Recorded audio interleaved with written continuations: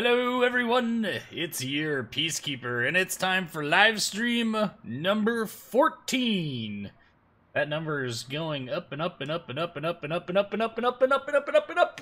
14, I can't believe it. We're moving along here. And as with every start to every live stream event, we're going to go over the stream schedule. We've got 2 days left in February. The next live stream will be February 20th, 2018 at the same time, 6 p.m. Central Standard Time, or midnight if you're in the UK. And the next one after that is the 24th of February, 2018, also at 6 p.m. Central Standard Time, aka midnight the UK. And that will be next Tuesday and next Saturday. Well, Saturday after this Saturday. That way. We'll go with that way. Let's kick it on over to our game. And welcome, everyone. Welcome. For those that are just joining, we were chatting about the Indianapolis and its unfortunate nickname in World of Warships. But I have Indy. I'm not so sure I really want to play it today, but we might get around to playing it just for the sake of saying we did. But as with other live streams, I woke up later than I really wanted to and then didn't roll out of bed until later than I wanted to, so I didn't have any warm-up. So we're going to choose some easy ships to play right off the bat, because my word, if I don't, it will be a mess. So bear with me here, just checking some things. We're going to start this off with Scharnhorst as our go-to to start. Elliot Wu. I don't know if I'm senpai, but you've been noticed. Welcome, guys, welcome. Okay.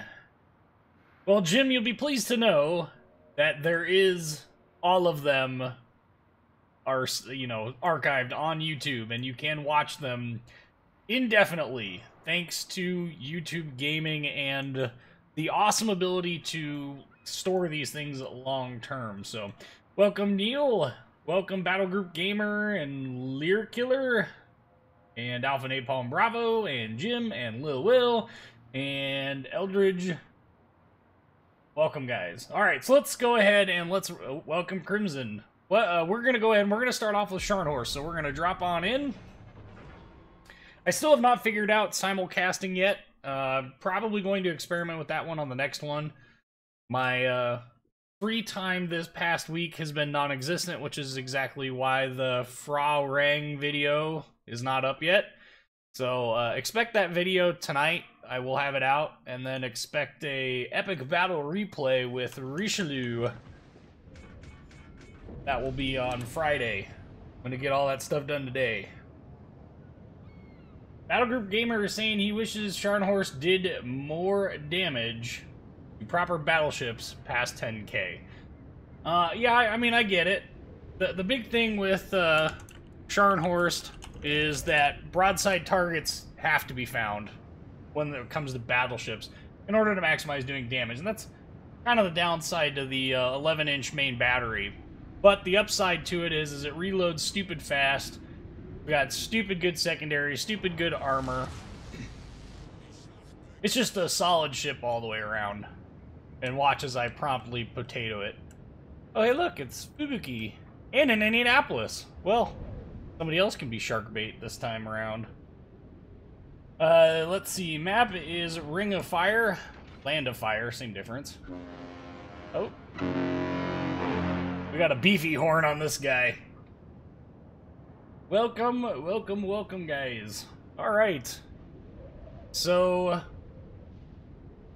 Land of Fire, I don't know. There's a couple of different ways in which you can go about, doing well on this map. For me, I think it's one of them things that it depends heavily on what the enemy team does. Generally speaking, enemy teams go towards BC, so I'm gonna sail naturally AB in the hopes that not only can I get a lot of broadside targets as they disappear behind the islands over there, but maybe catch some of the ships that are straggling off to A, catch them by surprise.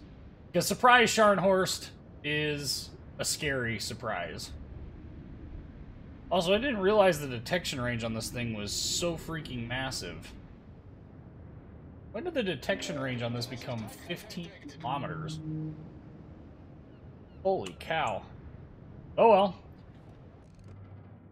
Somebody's about to touch this Akatsuki spaghetti, though. Nope, those are gonna miss because he's slowing down. Oh, maybe not. We're gonna get something. I spoke too soon. RNG says no. Akatsuki's torpedoes have a 10-kilometer range. Not terribly worried about that. We're gonna throw up the spotting plane in the hopes that we can spot this me. Nope, not spotted long enough. Oh, North Carolina, it's gonna be a bad day for you if I get over there. Yep. I am going to find you and eat your soul. There is a destroyer. Okay, we're detected. Let's not kid ourselves here. I don't know if those are going to hit or not. Kind of a snapshot. At least we've managed to capture at least some of the, you know, more important capture points.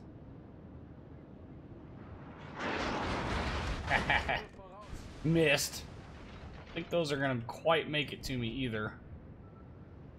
I do have to remember, though, that I have secondaries that have to be manually aimed. Whoop, whoop, whoop.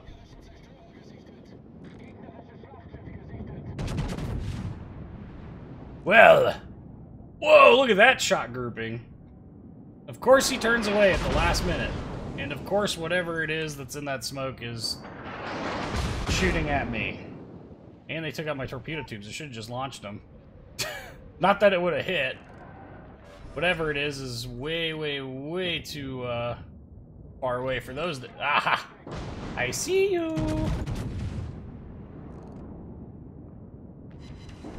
How about 8K? Just poof gone. Finally get a halfway decent hit. Finish him! Yeah, not going to happen for me. Not unless I turn around. I think they got him. Yeah, they got her. Okay, so we're gonna pray for... Wow, that was some bad dispersion. I think that New Orleans has incoming fire alert. He has to. He's simply turning far too often.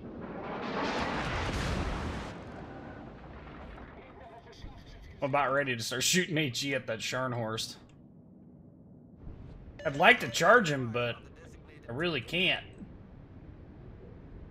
Need some battleships to step up their A game here. What the heck was that? Randomly take damage from stuff? Well,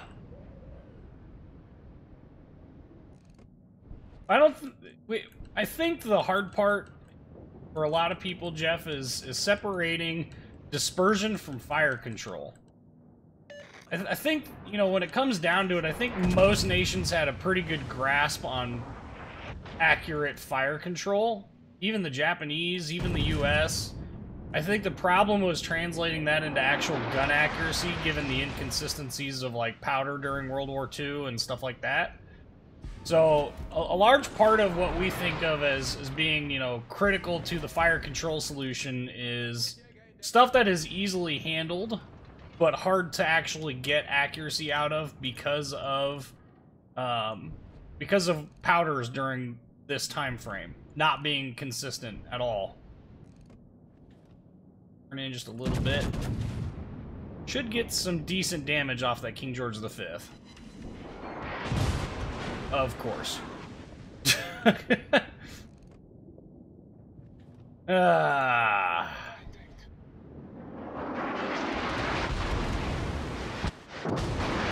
This is... yeah.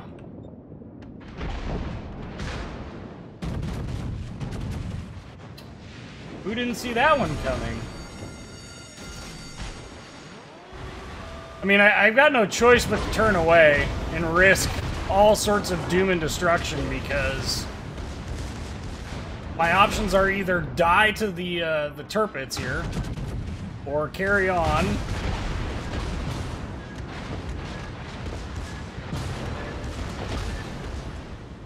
Woo! Woo, buddy! This ship is on fire! Except for I'm probably going to die. Another 7K off of him. Yeah, now I'm definitely dead. Thanks, team. Appreciated it.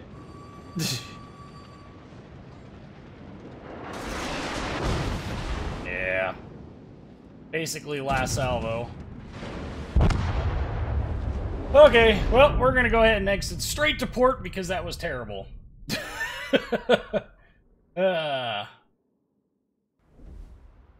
Well, to get that bad taste out of my mouth, here's Richelieu. So, Richelieu is a baguette launcher. Unfortunately, that did not end as well as I was hoping to. And yes, definitely up to a bad start, so. Oh, boy. Gneisenau and Scharnhorst are the last holes of the Deutschland class. I don't think there's anything in common with the Deutschlands and the Scharnhorst / Gneisenau. The big difference between the Deutschlands and the Scharnhorst and Gneisenau is the fact that, well, the Scharnhorst and Gneisenau are battleships and the Deutschlands not. I think it's very excuse me, it's very easy to confuse ships that were originally planned to be named, you know, Scharnhorst or Gneisenau, and then later canceled, and then use those names for other classes. So, okay, so Jeff is asking, can I quickly go over Richelieu's strengths and weaknesses for those who don't have? Sure. Richelieu is, as you can see, Dunkirk on steroids. Her strengths are 37 knot top speed, reasonably good accuracy. Secondaries that are usable, you can see 9.3 kilometer range on the secondary armament. The only downside to Richelieu secondaries is that they have really crappy arcs. You can see on the back of the ship what I'm talking about here. So these are all 40 those are all 40 millimeters directly in the back, but you can see the 3 triple 6-inch gun mounts, and those, hang on a sec, let me fix my camera work here. Those have pretty limited firing arcs, and we got these 3 dual 4-inch gun mounts on the sides, and those are the ones that you will most commonly see engaging. What is this team doing?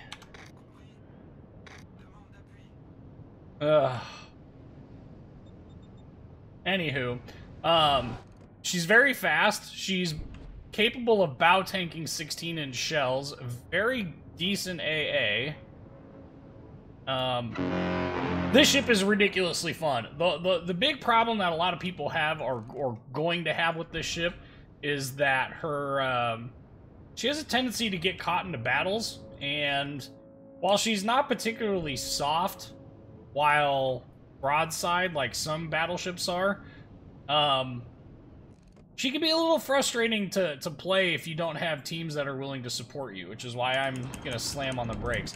The other thing that people will struggle with is, like Roma, her guns have ridiculously high velocity for a 15-inch gun, and as a result, it's very easy to overlead targets that are moving. Like there you saw, I was at like a 5, I think it was at like a 6 on the range scale there, and almost completely missed the key.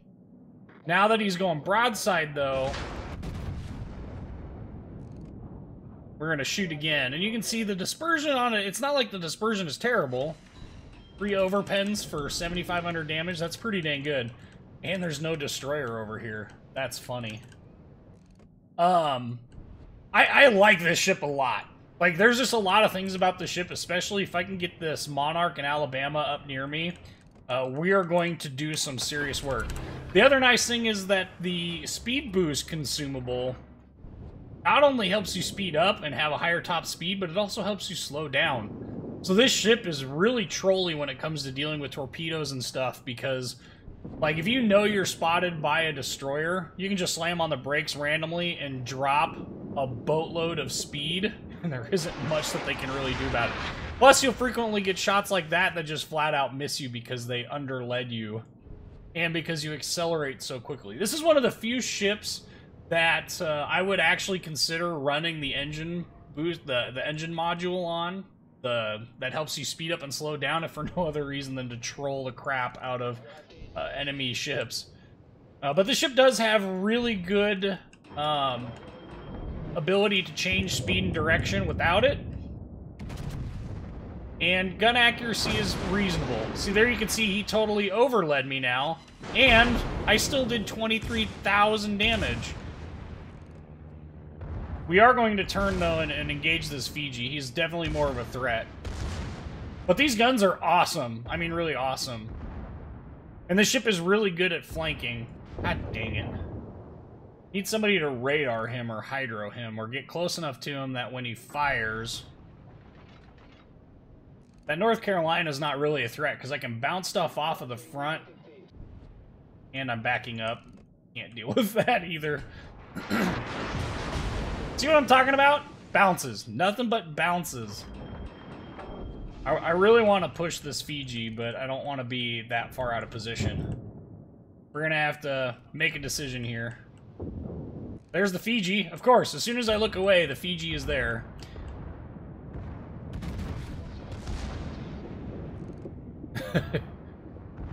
What in the heck? I guess he also can accelerate. Hey, we got a secondary hit. Oh, without the second... Ooh, we got a couple secondary hits. Without the secondary accuracy upgrade, it's really hard to get a lot of reliable damage with the secondaries. Unless you can get the... Ooh, ouch. That kind of hurt. Unless you can get the... like, manual fire control. I'll take that kill. Turpits. We're gonna go ahead and we're gonna turn broadside. We're gonna focus this DeGrasse, though. And then we're gonna go destroy us a North Carolina, if I can. French cruiser, so that means added disadvantage of shooting at a ship that is basically not made of anything except for tissue paper. And... Alright. North Carolina's running away. Quick angle there, that really actually helped out a lot. We are going to need to abandon this on the other side of this island, I think, though. Because we're just broadside to too many targets. But I can use this island armor, because island armor is best armor. Welcome, Shadowcat. Yeah, go ahead and attack Mr. Sullivan here. Bounce! How about 13,000 damage? And you're within perfect range of all of my secondaries. But you can see, look at the firing arcs. We only have 3 mounts engaged, 4 mounts engaged. One of the 6-inch gun mounts, and that's basically it.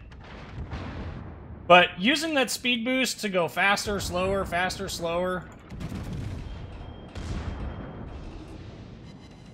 Oh, for Pete's sakes. Alright, we're gonna go ahead and we're gonna go after him now. Because he's low enough on hit points that I think we can get to him and kill him before, or maybe not kill him, but we can at least get into cover. Okay, so now we got ourselves a Turpitz. Ooh, ouch. Do I want to repair that or not? We're gonna go ahead and repair it so I don't lose it. Ow. Yep. So now it's time to go ahead and use our Frenchness and escape. One thing that does stink about this ship is it has absolutely zero ability to kite and run away, aside from the fact that all of its secondaries are concentrated in the back of the ship.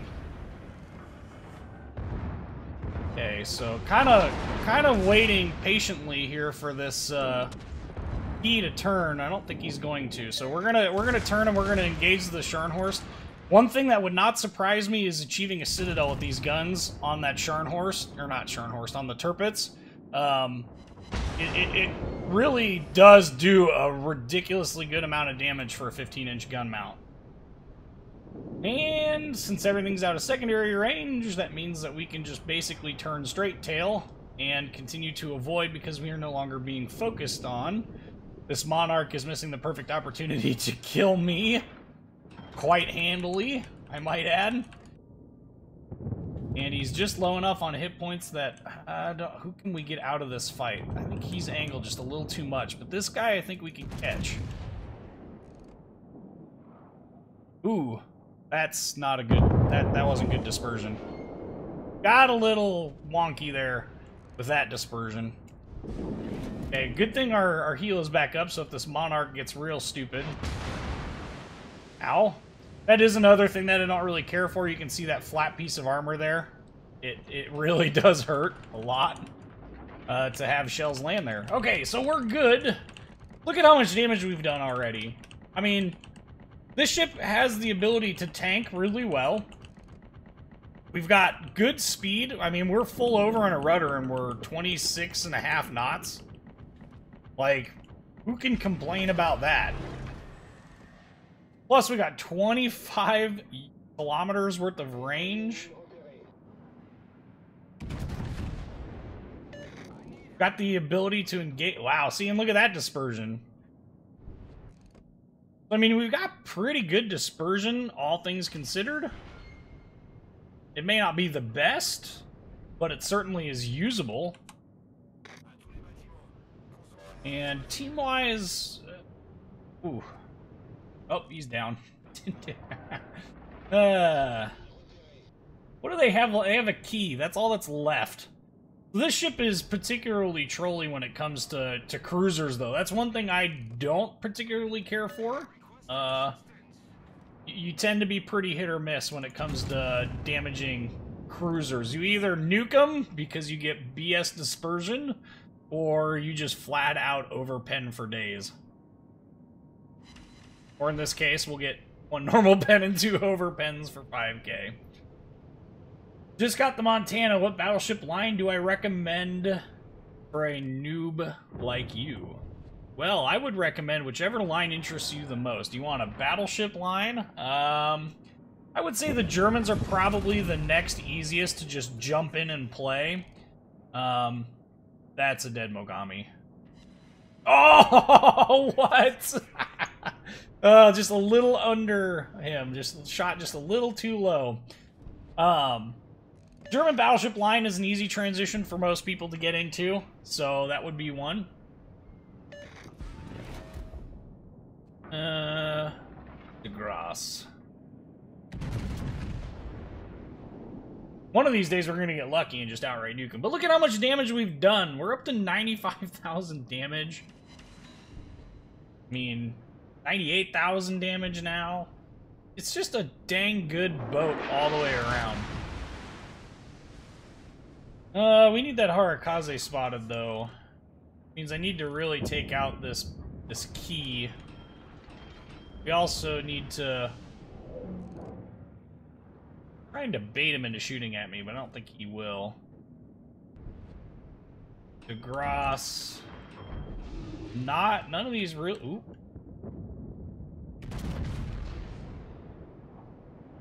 Parting shot off on him there. Got a normal pen. Ah. Well, I'm not going to complain about doing damage. See? The Harakaze is up here.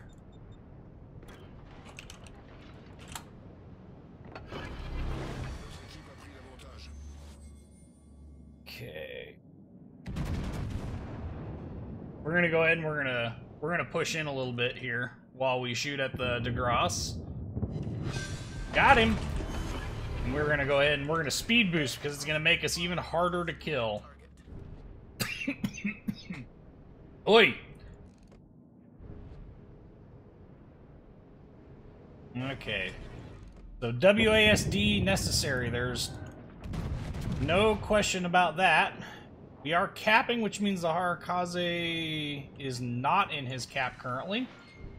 Means healthy WASD necessary. Because I would nothing would please me more than to just charge left to try and get this Keys broadside, but it's just not going to happen. And you can see we're not running into the world's greatest dispersion shooting like this. And down goes the key. We got a couple of choices that we can make here. There's torpedoes headed off that way. I think those are key torps. What they're going to, I don't know, though. And I'm still detected, which means that he is most assuredly still in the area. I mean, you can see we're slamming on the brakes. Look how quickly this thing loses speed when you do that with the speed boost consumable on. Okay, now we're going to speed up and turn at the same time. I have a feeling this Edinburgh is going to actually...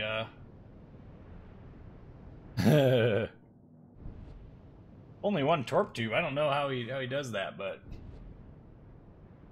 let's see here. I don't think Richelieu is at all like Dunkirk in the all or nothing. I really don't. I think that this ship is far better. It's far more well-rounded. The use of speed boost is just comical. And it really is quite capable. I had to guess. I'm gonna guess he's probably gonna end up going south, not north. And the reason why I think that is, if it were me, I would be wanting to, 1, reset the cap if I could, but 2, if I can't, now see, I'm no longer detected. So he's either off in this direction, or he's down here, or over here. That's why I said I think he's going south. My guess is he's headed, he's right here on this edge of this island. And I'm sure we'll find out soon enough. Well, the match is over. But, okay. The dispersion is definitely German. No doubt about that.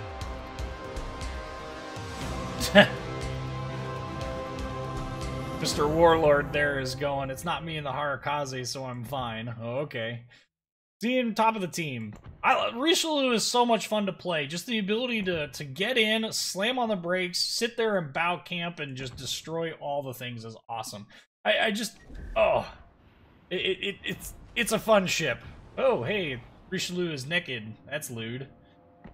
All right, can we get some stream RNG going? Super crate, super, dang it.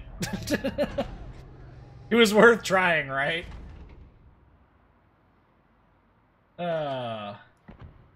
Gatekeeper. What? Who's Gatekeeper? Not me. This ship could be considered the key to victory.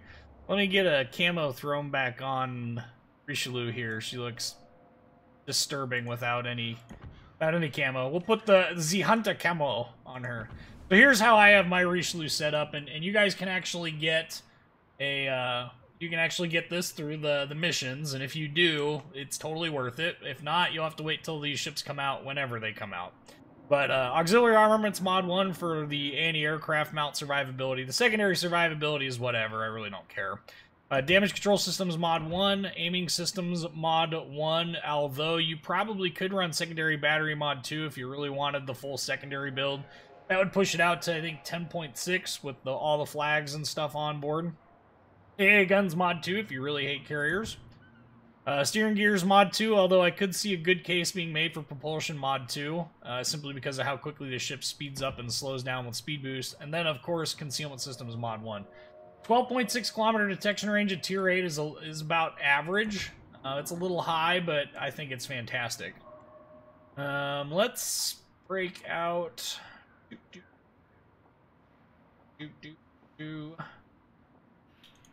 Let's go to the tried and true Baltimore. I'm pretty sure that we lost the Scharnhorst battle. Yep. So, here's my Scharnhorst build for those wondering. I have made Armaments Mod 1 just to keep the main guns alive a little bit longer. Propulsion Mod 1. AA Guns Mod 2. Propulsion Mod 2. Concealment Systems Mod 1. And Main Battery Mod 3 for the reduction in reload time. You can see we got ourselves a 19-point captain here, and of course any battle that we play in a 19-point captain, all of the XP from that goes into our captain XP pool, which is awesome. Yeah. So we're going to go ahead and we're going to launch it. What do I think of the Royal Navy battleship line? Of the battleship lines, I would say it's my least favorite. It's just a little too...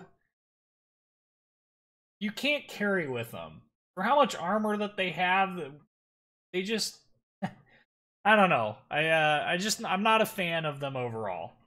That's my opinion of them. I think they're just a little too bland. Look, another match on Estuary. They're just a little too bland for me to play consistently. I get real bored with them real easily. 1.8 Sigma is very German. Well, it's not the only ship that has 1.8 Sigma. Remember, the Alabama has 1.8 Sigma, as opposed to the 2.0 that is the North Carolina, and 1.9 that is the Iowa, Missouri, Montana. So I think we need to be cautious about using just a Sigma value, because remember, Sigma is all about basically how weighted the shells are towards the center of the dispersion circle.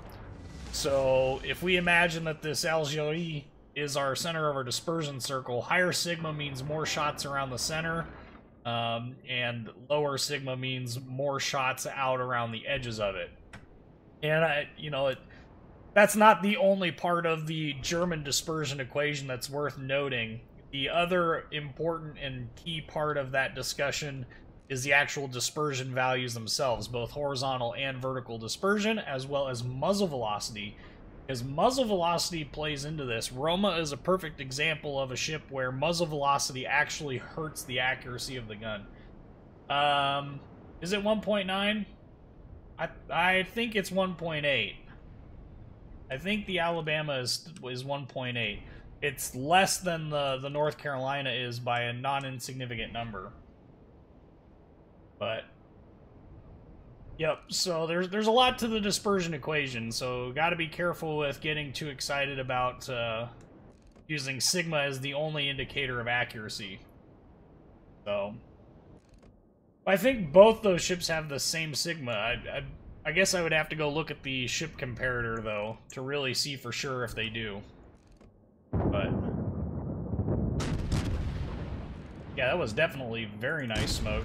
Allows us to engage with relative impunity on this Błyskawica. Which I will not complain one bit about. Although for an APOC guy, he's kind of YOLOing in there. He's within radar range, but if he's gonna beach himself, it's kind of a waste. I don't want to waste it if he's just gonna stay in radar range. So, hoping to get just a random fire while we back up here. I have no idea how much time is left on the Sims' smoke here. Oh, there is a Fletcher in the area as well. But we're just going to keep backing up here. Ah, we got our fire. Now we can switch to starting our armor-piercing penetrations. Armor penetrated. And cruiser lines. Someone was asking earlier what cruiser lines I recommend new cruiser players start on. The answer to that is either the French line or the Japanese line is probably the two best lines to do that with. simply because they're pretty solid all the way around. You can use HE, you can use AP. They're not quite as specialized as the US line is or the German line is. Both of those lines have weaknesses that it takes a lot of the player to actually do well in them. That's not to say that they're bad. I mean, one need only look not terribly hard, might I add, to see some halfway decent gameplay for, you know, a ship like this. That Missouri is coming around. Let's, Mr. Fletcher is there. I don't think I can engage him. Nope. Pago's behind an island. Fletcher is just doodling out over there. Oh, you're able to get shots over that. That was interesting. No longer detected. I think I can... Oh, I can. Ow. Fiddlesticks! But, okay. Doot! I don't consider that to be a very good horn. Ah, Chapayev, I don't think... nope, island's in the way. Okay, so we've got some choices to be made. Got lots of ships that we could be shooting at, but are too far away to engage. No way to effectively engage them because our battleships are sitting awfully far away. So, Fletcher is spotted. Let's see if we can't take him out this fight, especially since our Sims did such a fantastic job of deploying smoke for our team. Not only once, but twice. Okay, this Missouri's got him radared up, I think. He disappears, I'll pop mine. Glad this Missouri is charging in there. I don't know, the Missouri and I might have just double popped ours. With the Missouri leading the charge here, I'm hoping I'll be good. You know what they say about hoping, though? You know, hope and poo and... Yes! Down he goes, but he took out our Sims with him.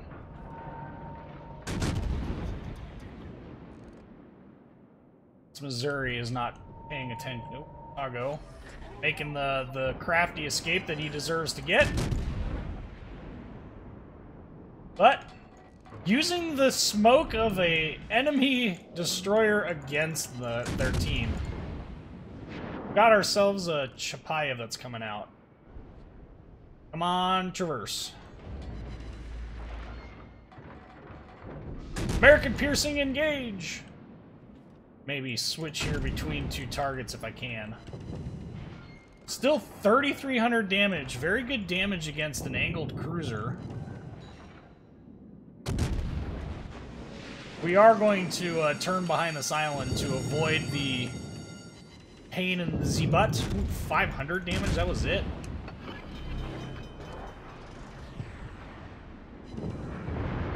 Yeah, there was 2,500.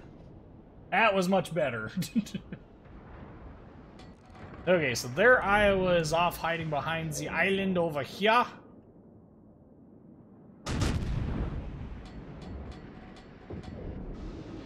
We got a lot of battleships on our team that are just off doing who knows what. We need to convert some of this into kills. Did that Otago get deleted? No, he ran off towards their sea cap here. We are not Nazering, gosh dang it. That is the Mayhan there, if I had to guess. For me being detected, this is not a good position to be in, but I get the distinct impression that I will probably be okay. I wish my radar was up. Okay, so we're no longer detected. That's because the Mayhan is in B. Means there are destroyers in them there hills. Those are Otago rounds. Domskoy. I don't think I could sneak around here and actually deal with these guys, with this guy, effectively. Not with a battleship being there. It would be tight. Very, very, very tight. Doesn't mean I'm not opposed to trying. Maybe he'll do something stupid like go broadside. I get the distinct impression I'm going to get detected before that becomes an option, though. Maybe we'll get lucky. We'll try it. We need to make a move anyway, so... I'm detected. Oh, Nikes. Rip. Domskoy has torpedoes, too.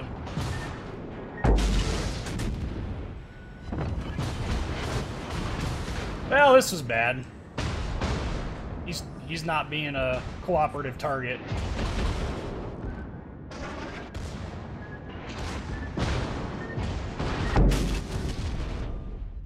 Well, it was nice knowing y'all.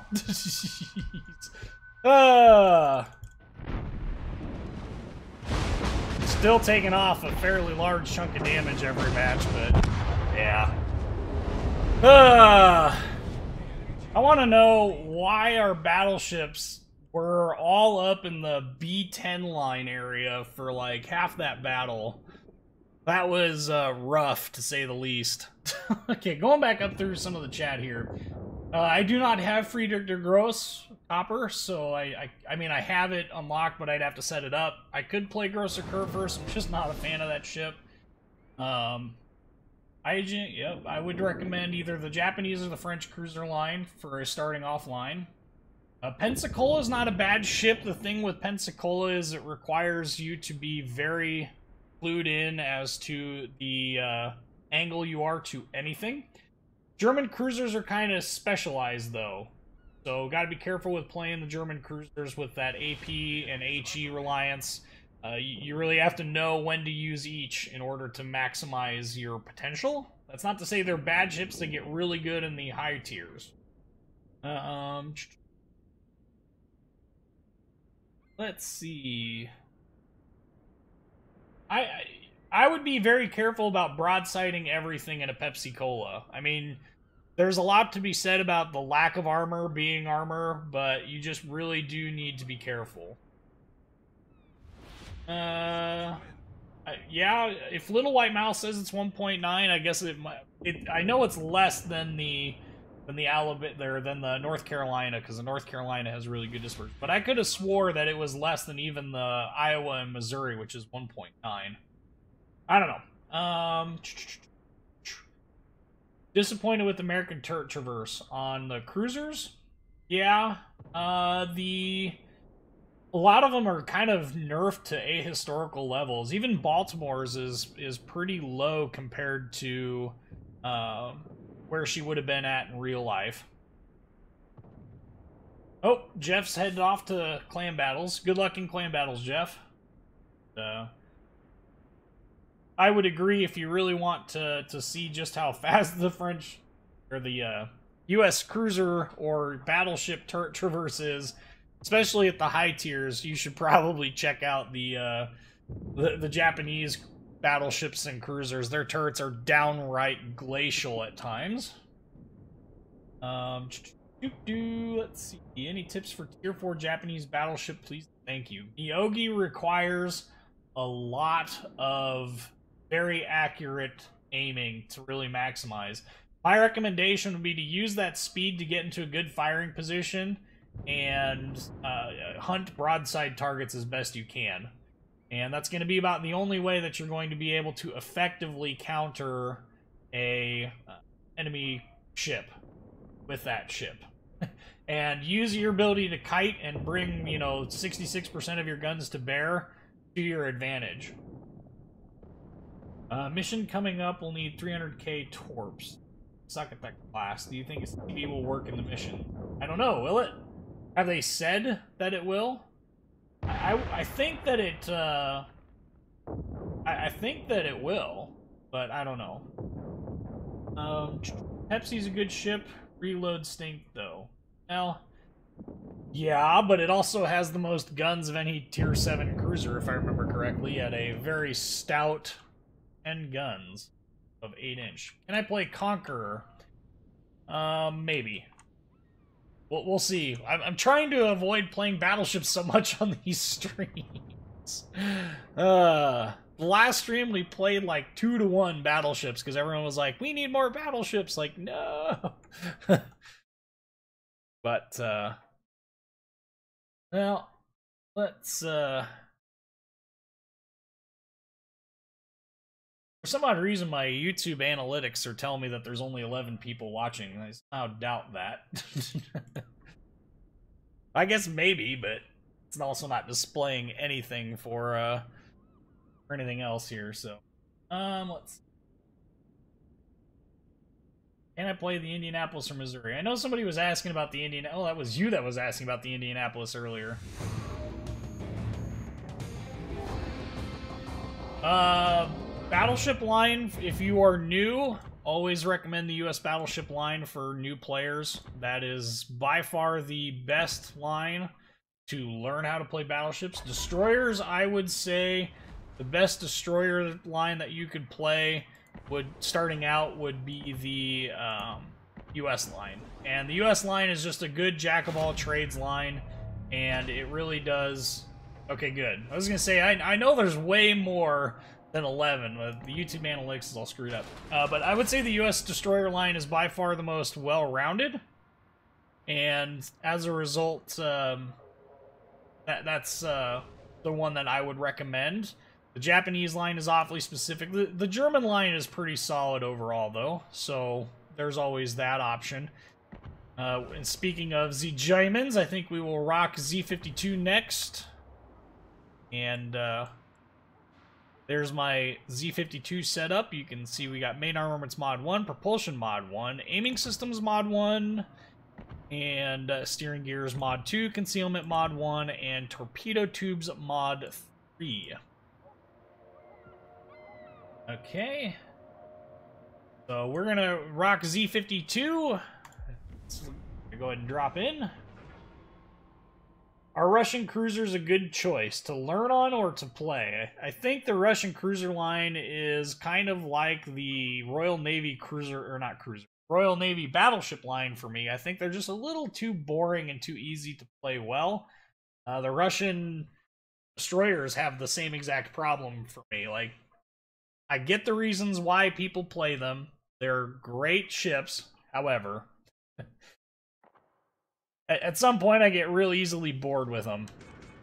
So, that's just my opinion of them. The other thing to keep in mind is that the Russian cruisers aren't heavy cruisers until, what, Chapayev? So, yep, the Japanese line is definitely a solid line to learn on for destroyers for torpedoes, but the problem is that the vast majority of players are unwilling to learn when to use their guns on them, and so there is a lot of struggles there for people who are not used to that style of play. Because they play like a really good... I mean, they're fantastic torpedo boats, but they also play a lot like a Russian destroyer does in their gunplay. Using your speed and your maneuverability to fire at longer ranges with those good arcs to really start doing a lot of damage. But people just completely ignore the guns, and it's like, what are you doing? Like, you're leaving literally half of your damage off the table, so...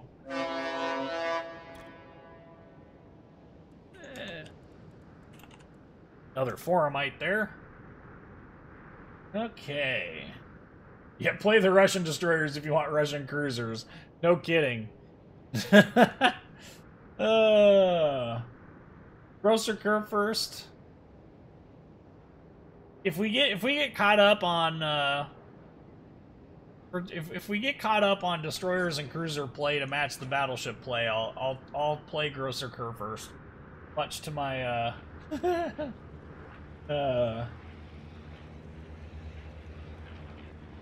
When you're afraid to only Battleship button every stream play Z52. That's because Z52 is great. This is a fun ship to play. It's also like the most trolly ship to play in the world too, because like, oh look, Shimakaze.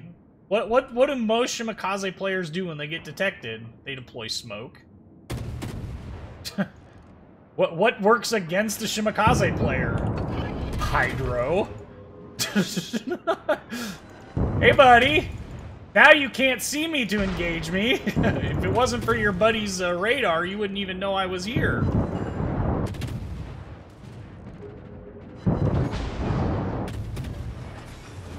And he's doing his best to spam here, but not succeeding.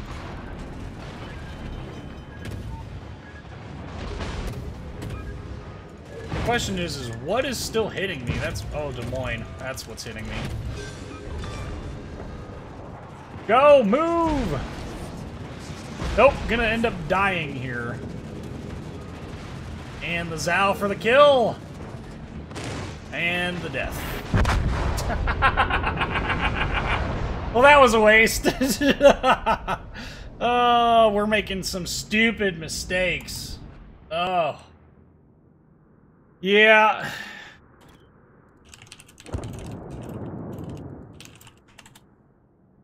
Well, that was a really stupid mistake. Okay, so we're exiting because we're not going to hang around and play that. We are going to bring up the Yueyang because we're going to get another Tier 10 destroyer match in here to fix that, hopefully.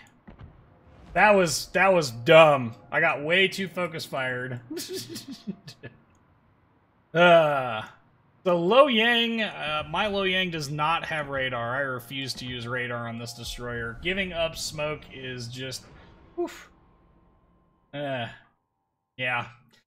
Okay, but yeah, you know, it's one of them things for some odd reason I was thinking that the rest of their team was further behind, and yeah, that was bad. That was really bad. So, don't use that as an example at all. That was terrible. A request to play Atago.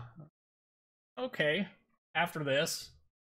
We got plenty of time tonight, so we're only an hour into this. How many games have I played? Over 4,000. I wish I could tell you an actual number, but I honestly don't remember, and I try not to keep track.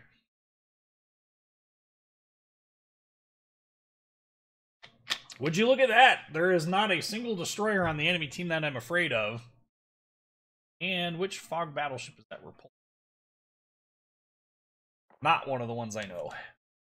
Okay, so Yueyang, the gimmick for the Pan-Asian destroyer line, for those who don't know, is deep water torpedoes, which is a fancy way of saying, "Dear battleships, I hate you, go away and sink soon." They have a 0.8 kilometer detection range, but these torpedoes are literally gearing torpedoes that only go 13.5 kilometers. Only.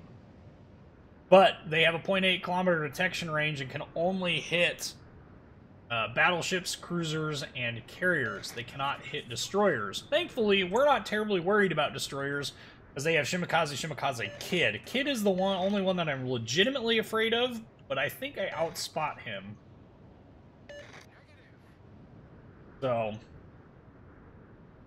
okay, and yes, the smoke generator on the Pan-Asian destroyer lines, by the time, okay, so its smoke screen is active for 70 seconds, so each puff is active on the map for 70 seconds, but its reload time is 76 seconds, so, is the USS Black overpowered? No, I would say it's balanced by the fact that it's, it's balanced by the fact that its radar is really short-ranged and short-lived. It's an awful lot like the radar on Yueyang and Changmu.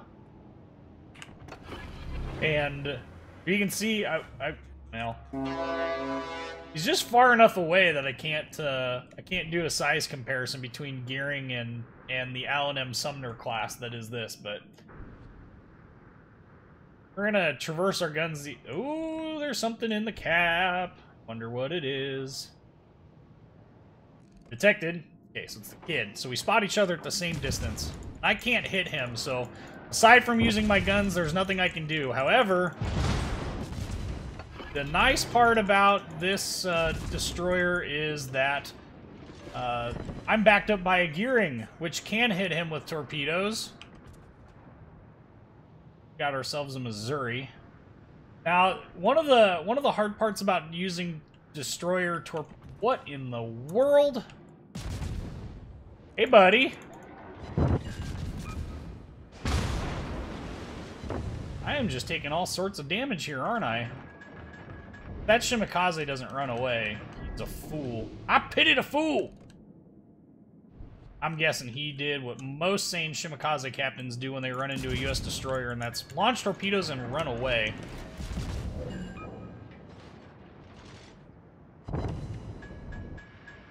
Means we're gonna wait for our detection bloom to go down before we go any closer. Stop! Good. Whew. Come on. Come on, man! I don't know if that Shima launched his torpedoes elsewhere, or if I'm just waiting for the impending doom and destruction here. Since they're not here yet, there they are. I was gonna say, man, they've got to be somewhere. Where's the third set? Over there. Not my problem. Okay, so one of the things with launching torpedoes that I was saying before Mr. Shimikaze detected me is you need to put yourself on the shoes of your target. If I was this ship, what am I going to do when I come into contact with X? Or with the enemy, really. And in this case, we have ourselves a Missouri. So we're gonna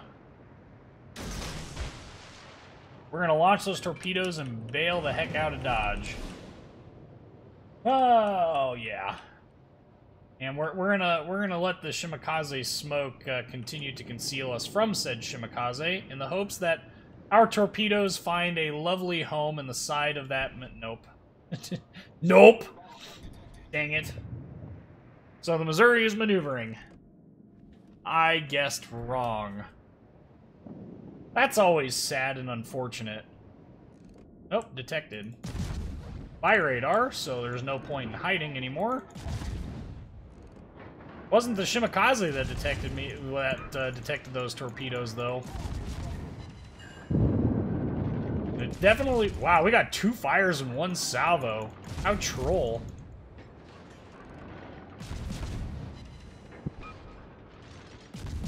Don't quite... We're gonna try it. I think his radar is down. If it's not, whatever. The Conqueror missed. So my level of complaints is... Oh, I got a torpedo hit on something. Must be... Oh, I got 3 torpedo hits on something. That must have been the Alabama eating some torpedoes. That is one advantage to those torpedoes. Like, 13.5K on a set of torpedoes is really quite good. Not that anybody needs me to say that, but I think that's pretty self-evident. But the one thing oh, he's dead. He's dead, Jim. Okay, so since he's dead, Shimikaze's over there. Ooh, that's one of the Shimikazes that's there. We're gonna go ahead and we're gonna keep pushing. We're gonna see if we can't, one, either catch this Conqueror, or catch the Shima, or catch this Alabama.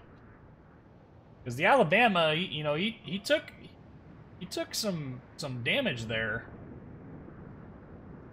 But didn't I say that this was the Allen M. Sumner class? I thought I did. I was gonna do a size comparison between the gearing and the Allen M. Sumner class. No. If I were this Conqueror, what am I going to do? Yeah, that was the Alabama that ate those. He's coming in. I like it. Now, I honestly don't believe that he will continue to come in. The only way he would be stupid enough to do that is if my team decides to allow him to. Yeah, it doesn't look like he's going to. If I were him, I would just continue on. We got plenty of detection range to work with here, so we're just going to get as close as we can. Yeah, see, he's turning out and away now. Okay. He's turning way out and away. Oh, he's making himself very hard to hit with torpedoes. Maybe we'll have to go after that Alabama or something. We're gonna launch torpedoes. There. Because I think, yeah. Well, that could be very beneficial or very painful. Which kind of depends. We don't want to give away the fact that we're over here. No, I don't think we're going to get any. Maybe one. Ah. Maybe one. No. Conqueror's off on his lonesome. Well, let's see if we can't add to his misery with some guns then, I guess. Especially since there isn't a dang thing he can really do about it. That Shimakaze is nearby, though. Starting a Conqueror on fire is something hilarious, in my opinion. We're switching to AP here. Mostly because he's still broadside, and US AP on destroyers is still pretty potent. Yeah, 3K at a time, buddy. Keep up the good work. Let's make sure that that Shimakaze's not sneaking up on us here. Need to go forward because Shimatorp's going like the exact wrong direction.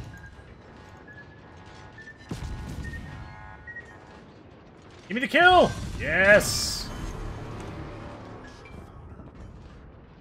Alright, well, we're getting some work done with that. We know that there is a Shimakaze nearby, so let's go find him, especially since we will win that gun battle quite oh, he's in the cap! Hey, buddy!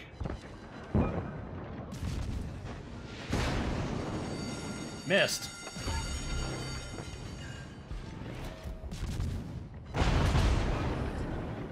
I would shoot torpedoes at him, but oh yeah, can't.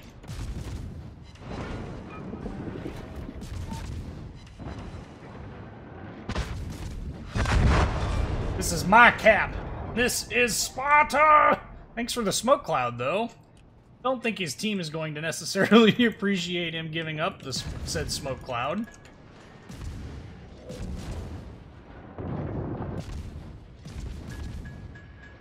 Well, we're out of said smoke cloud, so let's continue our press here. Got ourselves in the Alabama that we can go meme. 116,000 odd damage. Doing some work. Oh, yeah, I was gonna say, I don't think that Shimakaze is going to live. Woof. I wish those were nice torps. Those were really not that nice. I kind of want to YOLO torp this Alabama, but we got a ways to go before we can get there. Ooh. Then a Yamato. We had one of those on our team? On their team. They had one on their team. I'm gonna say, man. Huh. Yeah, American destroyer AP is potent, period. Like, it doesn't matter what you're shooting at. If it's giving you a broadside, shoot AP at it. It's really good. I mean, you saw me, I was taking out 3K at a whack on the top end, which is really good. Now, I would lay smoke for him, but...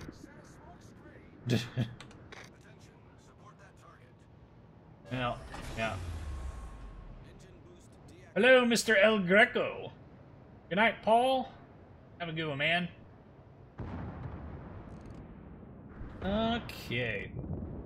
I don't think we're gonna quite get around to this.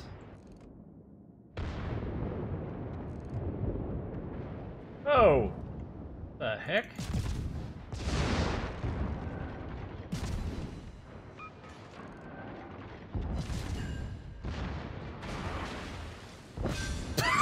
That was the biggest kill steal ever. Oh. That's alright, though. Oh. Okay. Alt-tabbing for a minute here. Be nice to... There we go. Ah! Now I've got myself working stream counter. Jeez. Only took me a little bit to actually get it, right? We're gonna go for the cap again, because this is, be awesome. Ah! Keep going.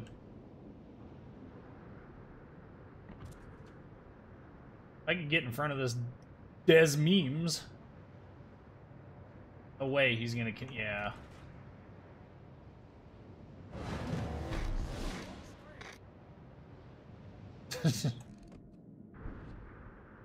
Slow up, Des Moines. Slow your roll, homeboy. Lay some smoke for you. Oh, he's gonna be dead before this is... before the smoke screen even becomes relevant.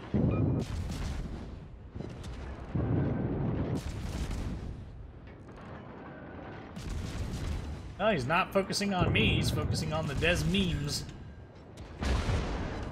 Mistakes were made on his part, that's for sure. Alright. Uh-oh, El Greco's on the North American server. Woo! Now there was a pretty good game. That almost makes up for that horrible Z52 game. Almost. Oh. I really thought I was gonna get away in that. What I should have done is just beached myself in that Z52 game. That would have been the appropriate thing to do. Okay, so again, a request was made for Atago. And let's pull my captain. Captain? Yeah. So close, I wonder. We'll give him the extra point. What was I going to spend with it? Must have been... Must be advanced firing training. These other skills are super useful for it. Okay, so Mr. Atago has our Zhao captain on board. Here is... Let's make some changes. Holy cow. Who is the idiot who set this up? Alright. Yeah, that's good. And make sure we got premium consumables, which we do, except we're going to change that to defensive fire. For our own protection, of course. And flags. We got camo on. Throw our free XP flags on because we have so many of these stupid things. It's got a heal, so let's throw that on there. And why not? Right. Got ourselves our military month contributor flag. So let's roll the Atago. So, Atago is, well, the ship is interesting to play in that it's one of the few cruisers in the game that can stealth torpedo in a full stealth build, which is nice. We'll watch this last game, then gotta go to sleep. Kids, school, well, hopefully this last battle is interesting enough to keep you coming back. Alright, well, we're in a tier 10 fight, which means basically everything that we're facing off against is a... Why did we end up with one less battleship and 2 more cruisers? I should not be in this game. Well, we're gonna make do with what we got. So, Battlegroup Gamer, my recommendation is if you have a Friedrich der Grosse captain and you want to move him to Grosser Kurfürst, my recommendation is to not spec into secondaries anymore. I don't recommend that. The playstyle on Grosser Kurfürst and Friedrich der Grosse is different from the Bismarck. Yes, they have really good secondaries, However, those secondaries mean bubkiss when your team is unwilling to support you. So, my recommendation would be to take fire prevention, take some survivability skills to really help the ship live through its engagements, and instead of running the secondary mod in the, I forget what slot it is, but I would run the accuracy module instead. Improve your accuracy. Atago or Mogami? Atago. 10 out of 10 times. I did not enjoy my Mogami grind. The Mogami is even more frustrating to play than Atago is. And that is really the downside of poor Lexington. Our poor Lexington. He really ain't got much to shoot at. Anyway, we'll try and avoid carriers this time around, because holy cow. I think we're just gonna go straight in. The other thing too is look at these torpedo arcs. For a Japanese cruiser, these torpedo arcs are really good. You have to give up quite a bit of broadside to use the second set, but keep in mind that the torpedoes, even though they're 10k, are kind of a last resort. We don't really want to use them all the time. We don't want to, like, sit there and be like, oh, I gotta use my torpedoes, and compromise good angling for said torpedoes. Ooh, I actually have halfway decent AA range, 6k. Although, the bulk of my AA is in those 3.7mm gun mounts, or the 25mm gun mounts. I don't know where 3.5 and 25. This is the nice part about these torpedoes, though, is we can use them to judge where a Battleship Hindenburg is coming in at. And we'll snag this cap here, hopefully, before he gets into it. Dang it! Oh. Well, that's no fun. Uh-oh, detected by something. There's a destroyer off in Demdar Hills.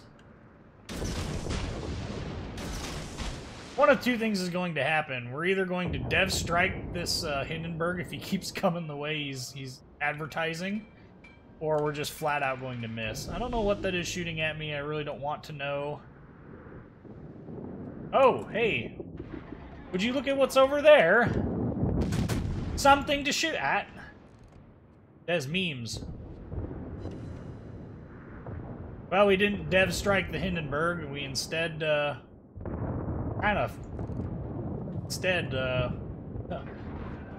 ourselves Des memes over here to worry about, and a Mogami that is hopefully not going to just randomly die.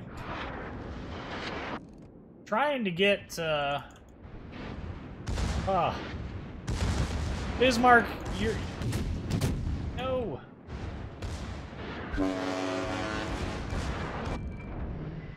Okay. Well, we're gonna try and go do cruiser things with this Yueyang over there, but, it is a Gleaves class, basically a Benson. Means we do need to be on our point guard here.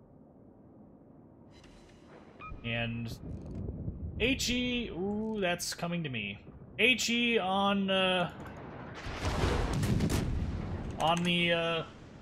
Japanese battleships, herp. HE on the Japanese cruisers is really good. As you can see, they're really good at starting fires. But we were going to add AP to this mix, however. Disappeared. Yep. Let's get this boat on the road.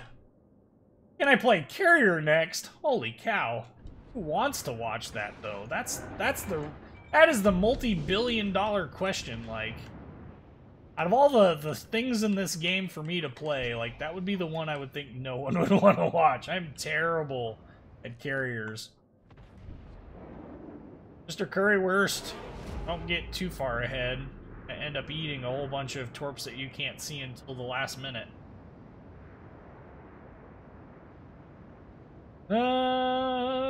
Surveying, yeah, let's, ooh, detected. What that means. Mr. Yueyang is in the area!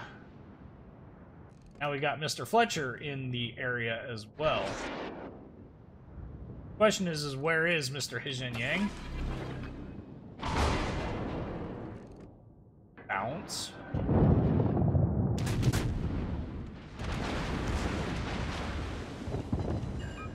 6K and 1 HE salvo.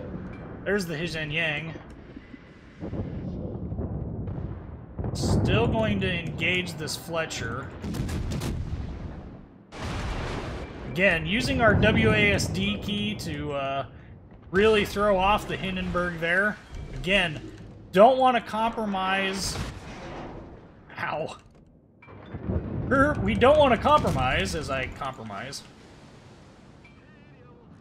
Yeah. I think we're going to eat all of those torpedoes.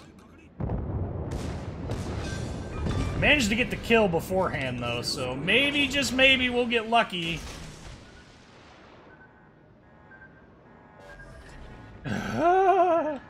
We got lucky. We're going to stop shooting. We are going to hopefully... Yes, excellent. So now we're going to... Oh, nope, we're detected again. No!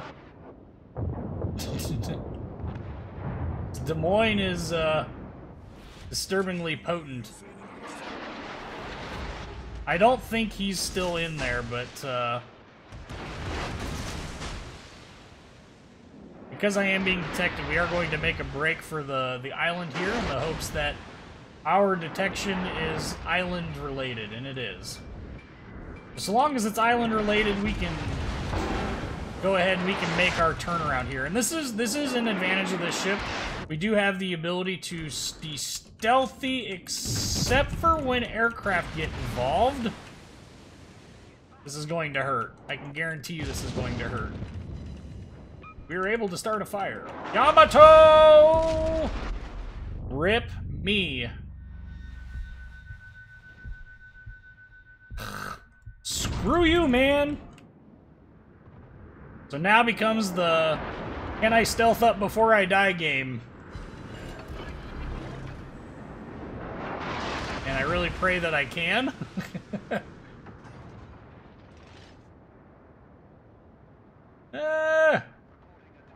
And unfortunately, because those were multiple citadels from that Yamato, I don't think we're going to be able to repair much more after this.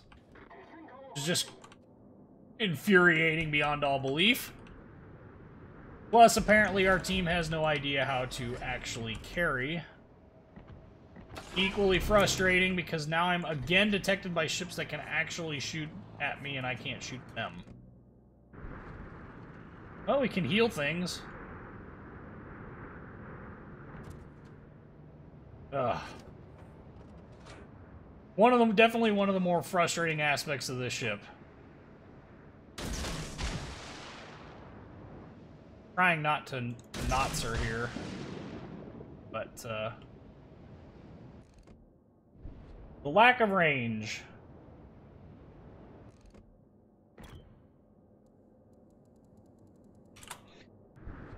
And behind an island.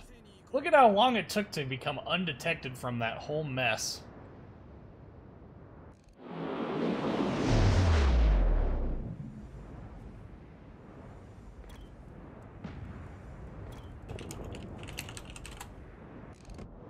We're probably going to end up team killing that Z-52. Oh, nope, we're good. Whew. That was a mistake that I didn't realize until afterwards.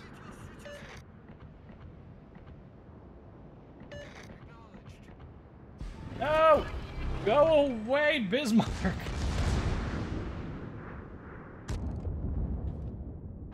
Well, he's dead. Now it's my turn to be the dead. That Yamato straight ahead that is detecting me. Oh, we started the Hindi on fire again. Don't know that, that I can solo him, but willing to give it a shot if I can get myself undetected. Thankfully, that happens. I don't think those torpedoes are quite going to make it either.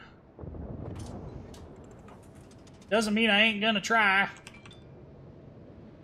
And we probably should be paying attention to the fact that we're gonna end up being broadside to a whole boatload of these guys.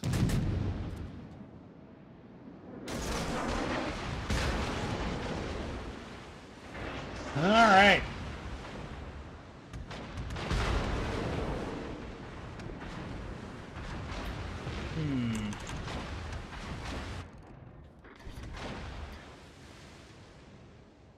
Broadside to battleships, broadside to Des Moines. Don't have much of a choice in this, so...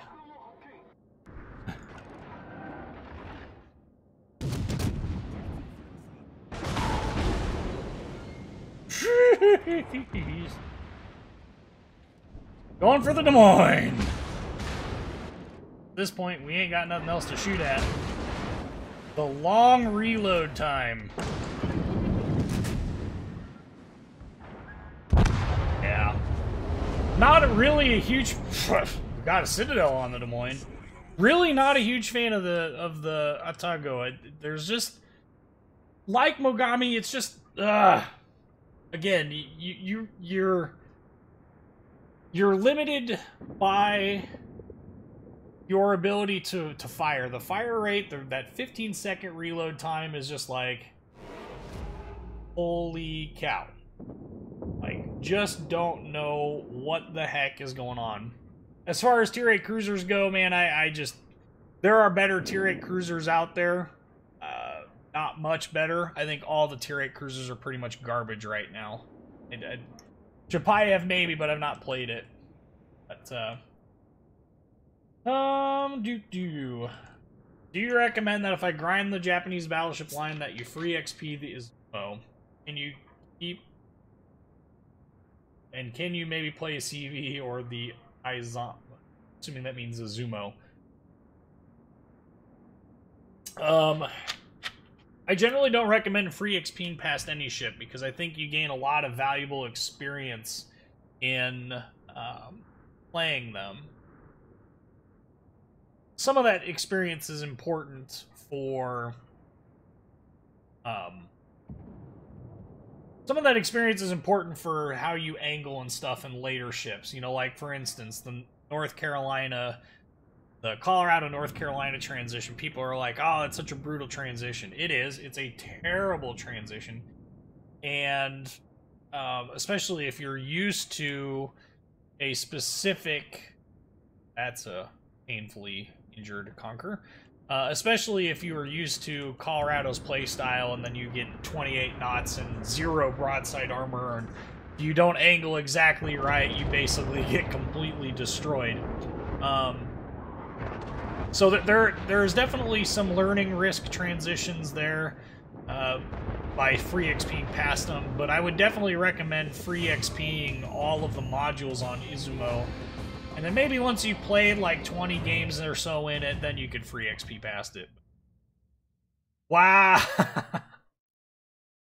How sad is it that the Tier 8 on your team with Tier 10 match not only #1, but has almost 2.5 million potential damage? Oh, man. I was complimented. Nice. Oh, we finally lost in our Z52 match. Okay. Somebody was asking for the Kurfürst. We're gonna make some changes here to our captain.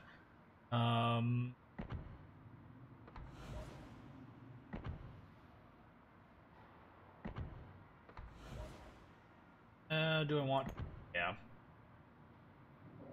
That literally made 0 difference.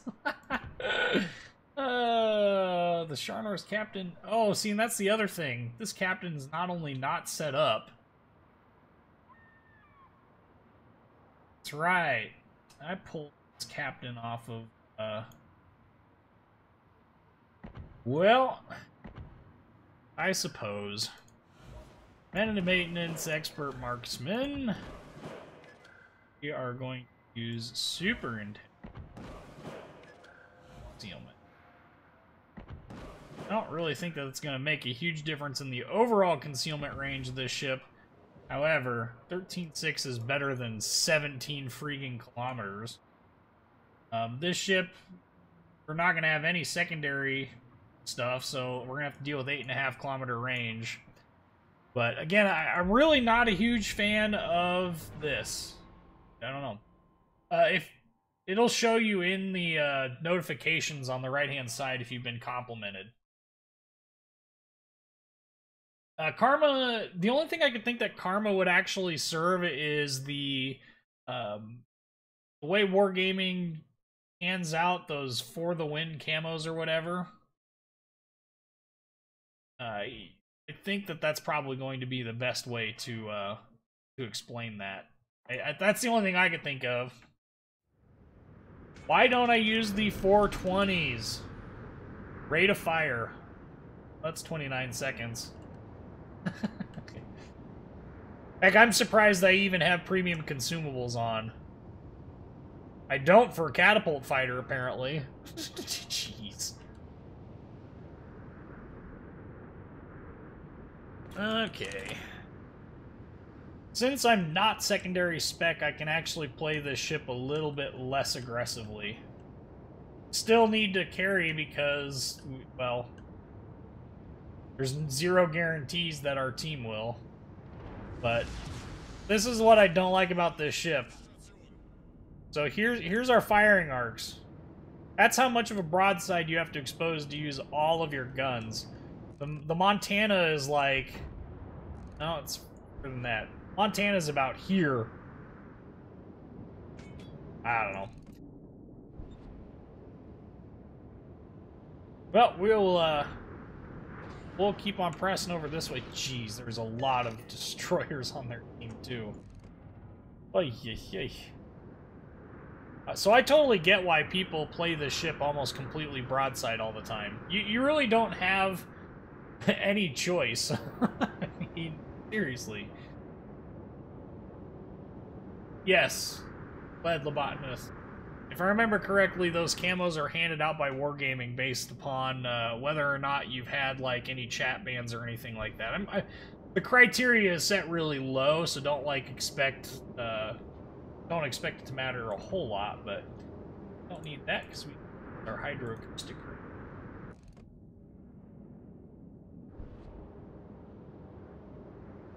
Yeah, I'm playing Kurfürst. What sorcery is this? I don't know, but I probably should have paid a little bit more attention.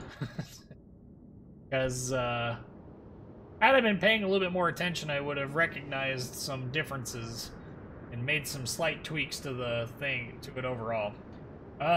Show your karma points somewhere. Do they accumulate? Yes, they accumulate, and to show them, go into your profile in-game. I can show this after this battle. Go into your profile in-game. It's the name that's next to you. It's the number that's next to your name. It's the... Wow. English. One point in time, it was known that I could speak English. However, that day long ago passed. No. You know, it's sad to think this ship has all of the rudder shift. Like, every rudder shift mod that I can take, I've taken. And now I'm under attack by something I can't even see. Love it.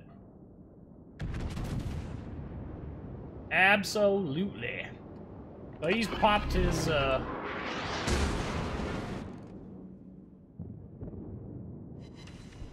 about them apples, huh? Let's see if we can't sneak this bratwurst through all this garbage. I don't think so. Nope. Not timed well. Also not needed 100%.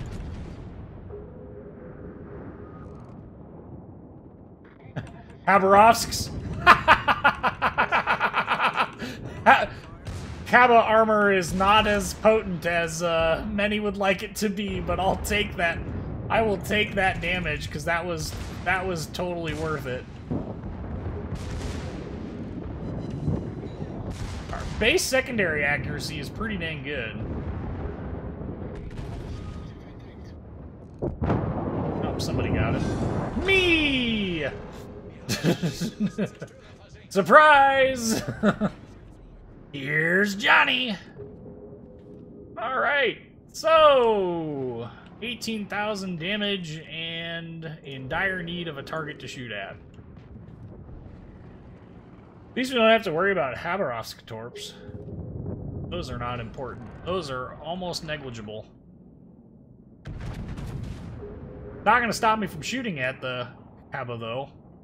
And it's not gonna stop me from doing some damage to him, too. Oh! Kill him! Holy cow, kill him! Is he, like, flooding?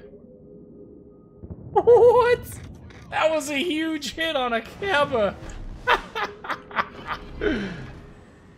Get him! No! Are you kidding me? All of that work completely gone? No! Why? Oh, that was an awesome hit.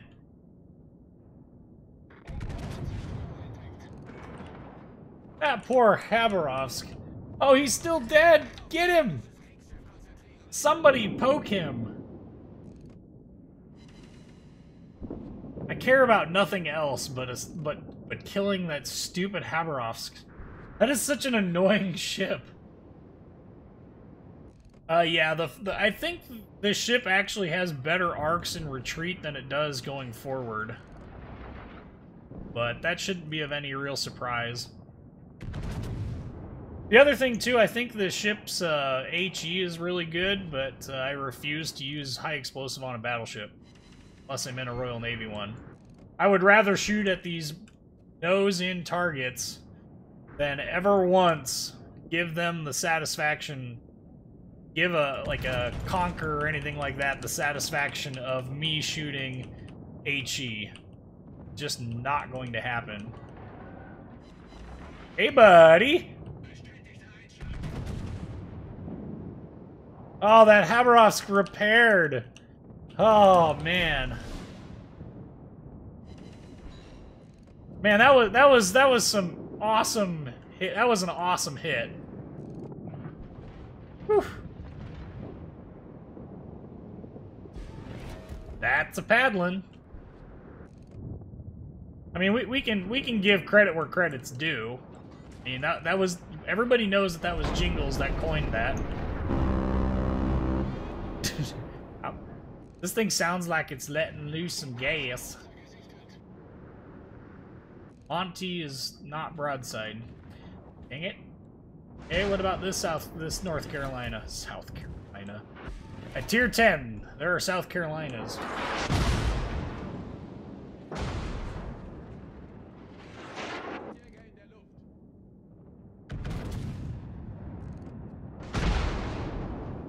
Friedrich is sailing backwards. Ooh! I will bounce all of your shells! Oh wait, that's French. I'll see, the Friedrich is secondary spec. That just a random 10k taken off?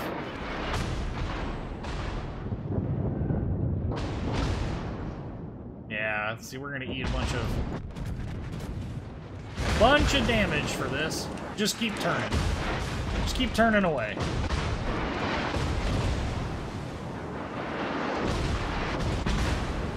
Oh, come on. Rip. That was a citadel. Woo!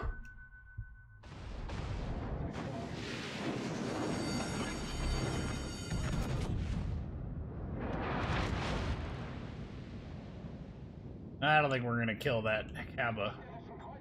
Didn't even get a hit.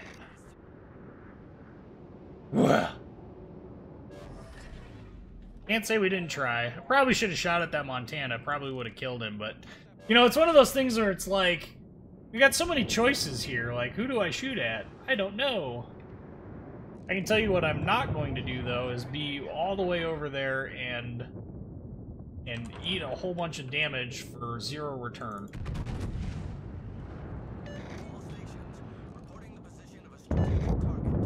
See, at least Grosser Kurfürst is reasonably accurate when spec'd for accuracy. That makes sense. Like, overall, really not doing too bad in terms of... I mean, this is really bad damage for a Tier 10 battleship, but... I think if I can sneak this right, might be able to catch this, Hindenburg making a turn out. Fantastic. Or we'll catch him making a turn in.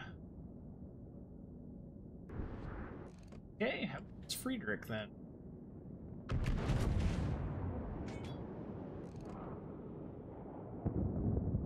I think we're gonna get some damage there.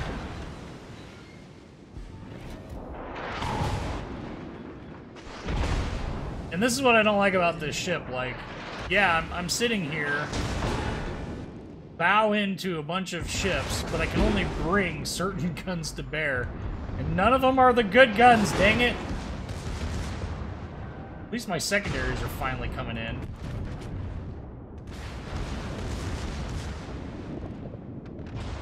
And, of course, I overled him.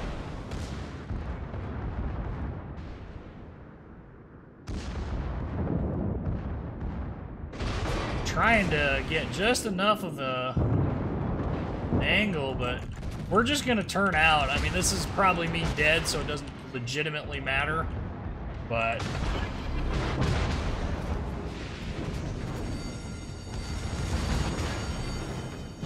yeah. And kerplooey. Because nobody killed the Haberovsk. The problem with the secondary build on this ship is your team isn't going to support you. It's just not going to happen, and I've said this a million times about this ship. There is no way to play this ship effectively and not have a team support you. Speaking of stupid teams, or teammates, yeah, no stinking kidding. I don't think Grosser Kurfürst is really any more tanky. I really don't. I think it's highly dependent. Well, that Missouri deserved that.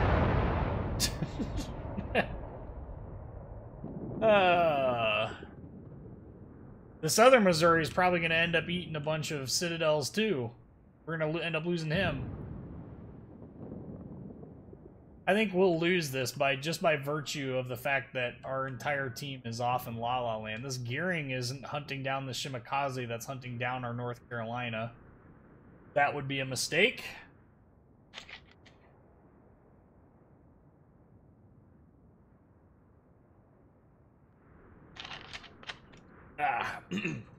It is a lot easier to get citadeled into Montana. It's also a lot easier to do a lot of damage quickly in a Montana. It's also a lot easier to mitigate that damage because of the fact that you can actually turn the ship. And is he shooting at? Ow. You can actually turn the ship to, you know, mitigate that damage. Cannot do that nearly as effectively in a. You can't do that nearly as effectively in a Grosser Kurfürst because it's got a way worse rudder shift time. Our Missouri somehow managed to live through that engagement. Like, oh good, he turned. Yeah, secondary build's just really unreliable. I just... There's nothing about the secondary build German battleships past the Bismarck that really wow me. Yeah, they do. Well, they got way more range. That's great. That range means nothing. And this is a perfect example of why Gearing should not engage a Haberovsk outside of point-blank range. I also feel obligated to point out that that Haberovsk had a scant 600 hit points left after I shot at him. 600 hit points translated into 5k and is now down to 4k. All because people would not engage. And now he's going to kill off our North Carolina.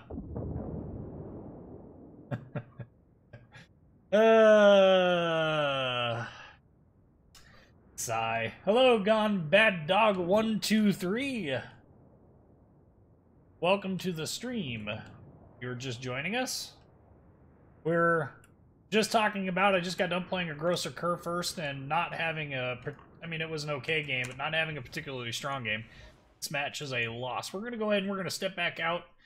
Going to pick ourselves up another destroyer match. This time I want to choose something lower tier. Got ourselves Ernst Gaede.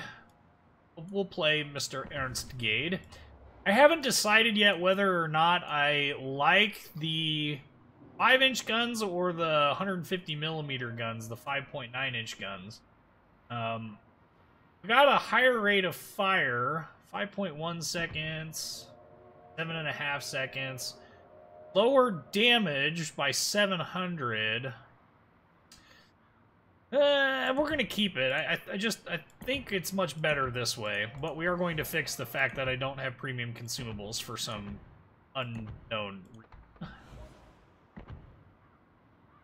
Okay, so we're an hour and 41 minutes through this stream. As soon as I get done with this, we're going to take a brief second here to look at the... Okay, yep. Okay, we're going to look at the stream schedule. Today is the 15th of February. The next live stream is going to be the 20th of February, 2018. If you guys would like to find out more information about when streams are going to be, and it's not in this live stream, and you can't, for whatever reason, get to YouTube, you can join the Discord channel. All the information for the Discord channel is down in the description for this video. There's also information there if you want to sponsor the channel or donate money. Feel free to do that. By no means is required, so don't feel obligated to do that. But all the information is down there. And let's go ahead and let's get Mr. Ernst Gaede into a match. Go 150s just for kicks and giggles.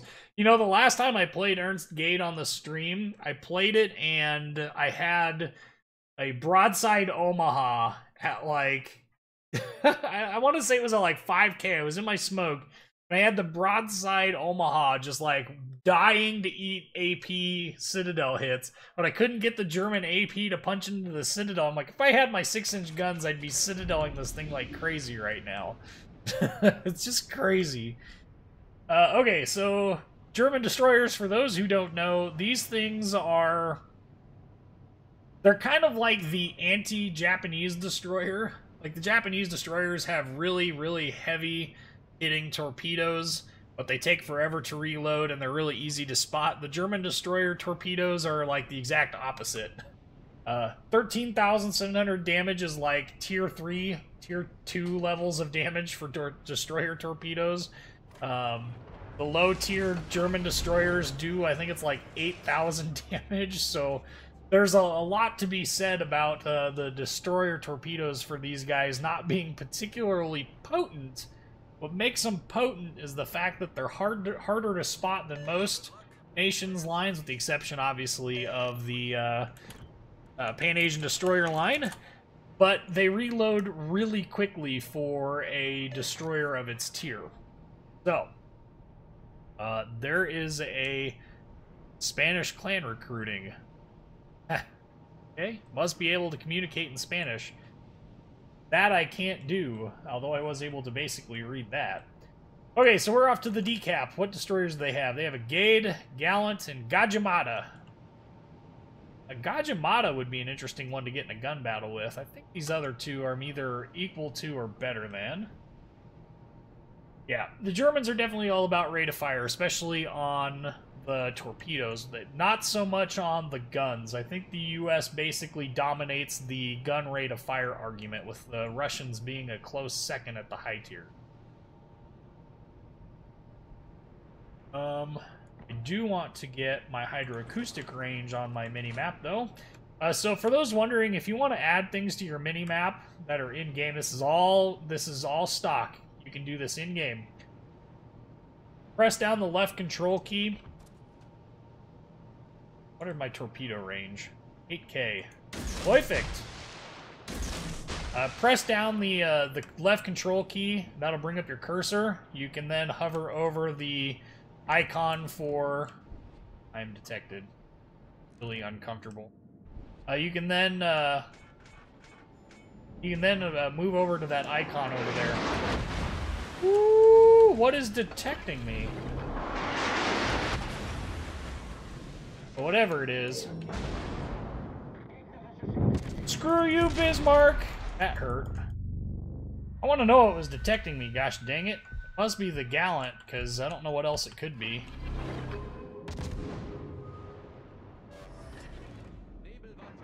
Well, that stinks. And I don't think we're going to get any kills out of our torpedoes either. Well.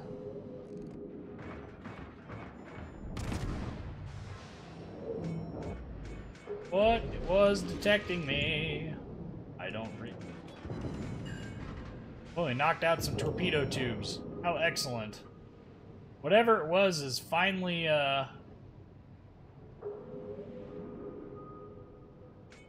Gallant. Gotcha. Well, those are exactly where I want to launch those torpedoes anyway, so... We're going to switch to AP and see what we can get out of it. Not exactly holding my breath. Oh, there's a Gajimata there, too, who, by the way, can't hit me with torpedoes, so... Haha! Homeboy.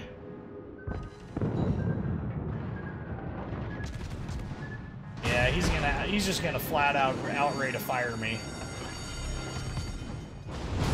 And he's got buddies helping him, too. That's rude. Jeez. Well, we're not connecting with anything today.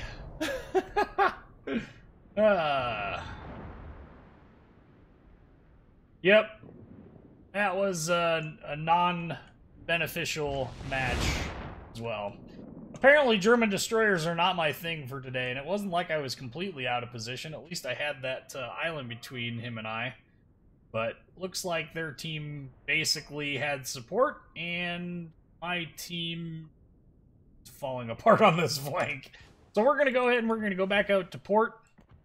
I definitely want to do better, because we have had some really bad matches so far. Let's break out the Graf Spee. Maybe we'll get a halfway decent game in her. I'm actually much better than this, Jerry, at playing destroyers. But the problem is one, I wasn't really super warmed up, but for two, some of these destroyers are not very capable in the way I like to play destroyers. And Ernst Gaede is a pretty strong destroyer, but it's really, really good at playing kind of the standoff torpedo spammer kind of destroyer. But anywho, no, I don't have a Zumo. I sold that garbage scow long ago. I do have the Oktyabrskyaya Revolutsiya. That's a fun ship to play. In fact, my review is actually featured by Wargaming on their community response to the October Revolution. It was one of the first reviews that came out, and one of the first reviews that was available for the ship. That is a fun ship to play. It reminds me an awful lot of Emperor Nikolai. Somebody's spamming their horn. You could say they're a little horny. Oh, that was bad. That was really bad. Alright. See some bad games. Yeah. Yeah. Don't always have good games. Prepared to be outranged and citadeled. What? Oh, and an Omaha. Yep. Des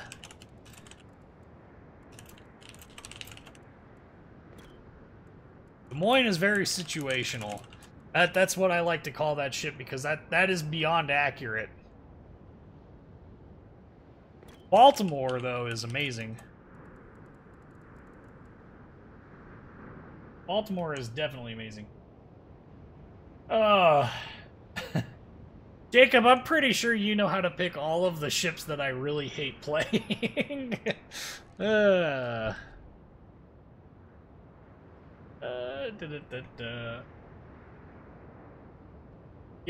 October Revolution produces all sorts of great games like that. So it's not like it's completely... Zen, I sold my Iowa when I got Missouri too. So don't feel bad. They're just so similar. Like, a lot of people are like, oh, but they're so different in their playstyle. Like, no, they're really not that different. They're basically the same ship. Having the fighter up is nice, but it's not by any stretch of the imagination like something that, oh my goodness, I can't get rid of it. I can't live without it. No, I can live without the fighter. Here's the Jin, huh? We are going to turn because that Julio is going to have a field day with me otherwise. Ooh, Omaha's over here though, and a Nuremberg. Let's hope they're over here all by them lonesomes. Because I think I can handle maybe one of them. I don't know if I can handle both. I'm willing to give it a shot. Why not? We've been doing absolutely terrible today anyway, so... What's the big deal if I do terrible on another ship? Ooh, got a normal pen on the Shiratsuyu. Boy! You just want to trigger me. You're gonna have to try harder than that to trigger me. Pretty resilient to that kind of taunting. Oh, hey, Mr. New York. How are you today? Glad that worked. Could I play the Bismarck? I suppose I could. What's in it for me? I'm just joking. I could play the Bismarck, but we played a lot of battleships, so trying to get some yeah, buddy. Trying to get some matches in something else other than battleships on these streams, because we played a lot of battleships in streams as of late. Speaking of losing half of my hit points in one salvo to the Giulio Cesare, there he was. That's my fault, no doubt about that. I'm just tootling along, hoping that I can, you know, engage some things, and suddenly half my hit points are gone because I'm a moron and wasn't paying attention. Playing cruisers requires a really healthy amount of situational awareness, and if that's something you struggle with, you will always struggle playing cruisers. There's just no way around that. He's gonna run himself out of the map edge here, so we're gonna shoot at Nuremberg. Watch, all going to miss. There's a bee. Oh boy. Well, all of these other enemy ships are making this less fun for me. You can keep the Bayern. Just let me go. Nuremberg is not happy with me either. Okay. Let's see if we can't get lucky with this Omaha then. Crying out loud. Oh, ho, ho, ho. That dispersion dough. Ho, ho, ho, ho, ho.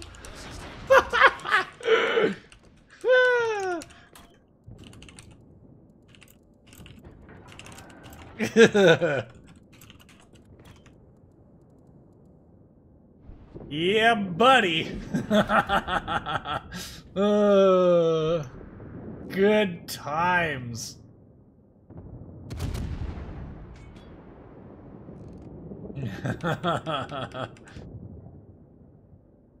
That was awesome. That was awesome.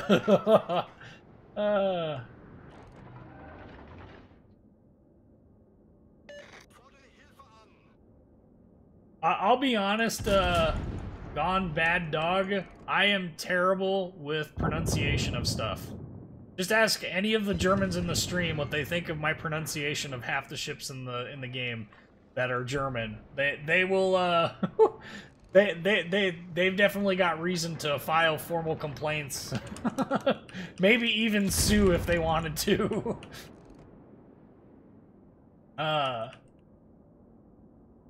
Yamato.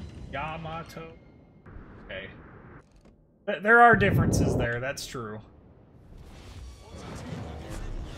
Sometimes those differences in pronunciation can be very, very, very minute. And I would like to say this, and I'm sure I'll piss off some of the German watchers, but German is one of those languages that has a lot of little tiny nuances in pronunciation that can really throw off a word. And it's probably one of the more frustrating aspects of German, even though I love the language. Japanese is a little bit easier than that, but there are some little things about Japanese even that are that way. So it can be kind of frustrating, especially for somebody who's like me, who is not a native speaker. I do speak French mildly better than I speak any other foreign language, and that's because I took 4 years of French in high school. Like, I actually have, like, a decent understanding. I also went to Paris shortly after completing high school, so I spent a little bit of time in France, and that did help a little bit. I was really only there for a day, so it's not like that was, like, definitive, oh my goodness, he lived in Paris. Like, no. No, nothing quite that exciting, I promise. It'd be nice to do more than 2,000 damage to this guy.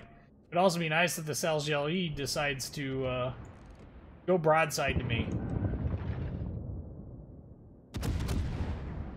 Especially since I know he won't. Here's what we're gonna do. This 840 damage. We're gonna go and we're gonna head towards where the enemies are because we are way out of position. So we're going to correct ourselves and not fall prey to this Scharnhorst's game of baiting us into the corner. We're gonna go and we're going to engage ships to the north, east. Yes, that New York was firing high explosive. It was very nice of him. It makes my life very easy.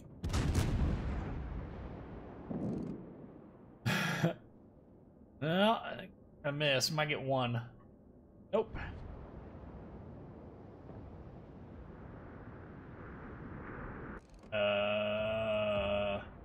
That was way more French than I will pretend to understand, Jeremy. I think you said that my pronunciation of French is good. But, I don't know. Anyway. Ooh, hey, we got some damage finally on him. Alright. It only took us forever. Yeah, France is a really beautiful country. I'll be honest, though. My experience in Paris was a little less than awesome, but I think part of that was there was a healthy dose of attitude in dealing with tourists. And, of course, being a big, dumb American in Paris, that probably didn't help any. It also didn't help that when we got off the Eurostar from London, we were greeted by 3 dudes in trench coats wearing nothing that decided they would flash their manhood at us. That didn't start things off particularly well, but I don't hold... Every city and every country has those people in their country, so I don't really hold that against them. We're gonna keep going here. Yep. Who doesn't love 11-inch guns against cruisers? This thing is really good at hunting cruisers, especially when it's, like, top tier. Makes this a lot of fun to play, but it does do reasonably well against battleships, too, for a cruiser. And occasionally you get dispersion like that, which honestly qualifies as BS dispersion for 11-inch guns. 3 normal pens and a bounce. That should have been like 5, 6K, which is pretty good. Oh, let's keep burping. Ooh, he's not-sering. And he's backing up already. It's Cleveland's. Ooh. Cleveland's ahead. There be Cleveland's in them dar hills. Quit! Yeah. Stop putting holes in my butt! Oh, Billy Bob Thornton, bad things are about to happen. To me. Obviously.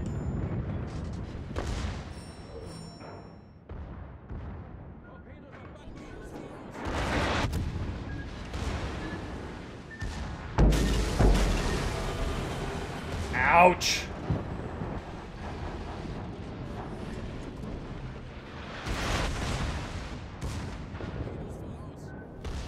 Nope.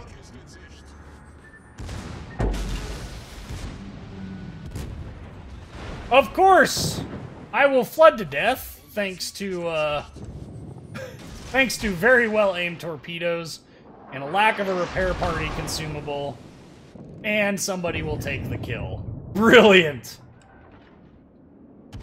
Let's do as much damage as we can before it actually happens, shall we?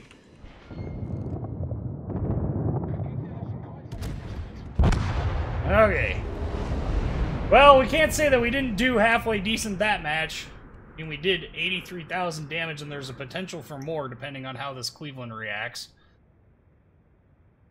I think we're gonna miss him with all of those. We can hope though. No, we missed. Boo. It wasn't for lack of trying.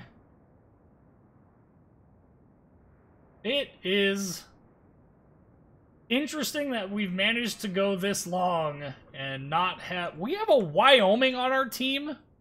I just now noticed we have a Tier 4 battleship on our team. Who, by the way, is really out of position. This poor New York, I don't think... Neither one of those 2 battleships stands a chance. Oh, yeah. Now, rip. What? He actually managed to get a successful bounce? Oh, this Fusion is in a world of hurt, too. Yeah, this is good game territory. One of 2 things is going to happen. Our Shores is going to be able to somehow defeat this Cleveland. And... might actually be halfway... might actually be able to pull it off. Just by virtue of having more points than anyone else. The Fusion took out their Cleveland, though. 32, that's a CV-like number. Fun to watch them fall. Oh, the Clevelands? Yeah. Oh. Max shot down is 32. I'd have to actually go look at my, I'd actually have to go look at my stats to actually see the,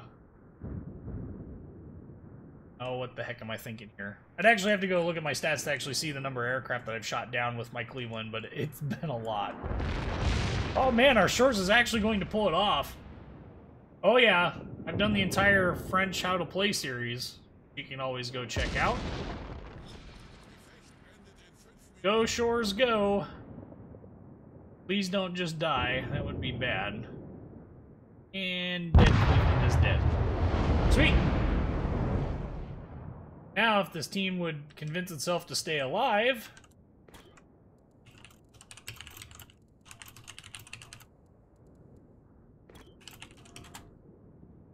if we could convince them to stay alive, we could probably win this. Yeah. Yep.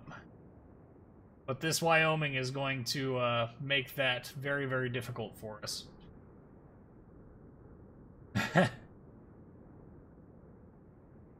I do like the French cruisers. They're a lot of fun to play. And we're going to lose.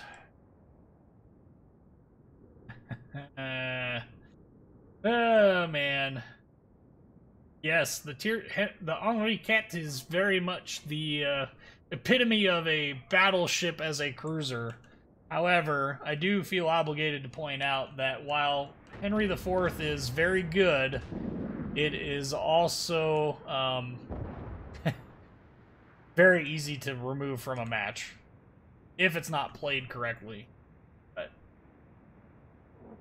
yeah, you got to be careful with that.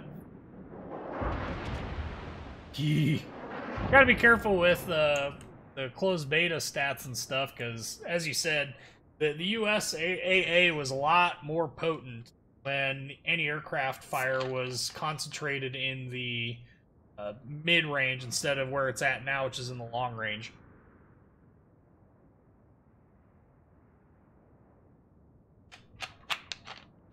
The German cruiser line is actually really good. It's just it's highly contingent upon you being able to know when to switch between HE and AP. If you can do that, that line is like ungodly easy to play.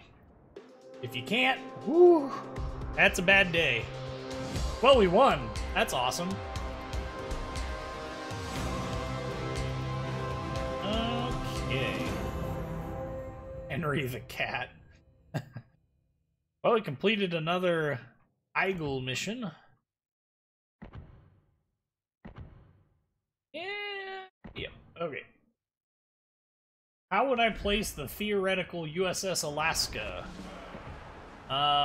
Well, I think I've said it before on the stream. I would really rather see it as a Tier 7 battleship than a Tier 10 cruiser, simply because of the matchmaking, but I also recognize it would be way, way, way powerful as a Tier 7 battleship.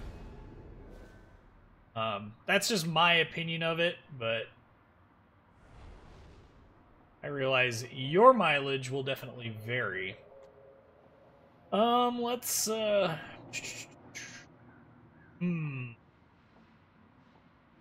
what do... I always said we would play Indianapolis, but I'm kind of feeling something different. How do I think they could balance submarines? I don't think they could, honestly. The problem with submarines is in World War II, they only went 7 knots submerged. 7 knots submerged is nothing. U.S. fleet boats were able to maintain 21 knots on the surface. Some of them got as high as 24 knots, but that's really slow. So imagine taking, you know, a U.S. standard battleship. I try and find one quick. Like the Colorado. Imagine taking something like this that has the ability to only go 7 knots while submerged. That would only have like 4,000, 5,000, maybe 8,000 hit points. And then is basically an instant kill weapon. I think it would be a little ridiculous, so... Well, thanks for joining us from Poland. Appreciate that. I think Steel Ocean takes the Navy field route for the... They take the Navy field route for submarines, which is... We're going to make this ship way faster than it would have ever actually been in real life, and... You know, enjoy that. Like, that's alright.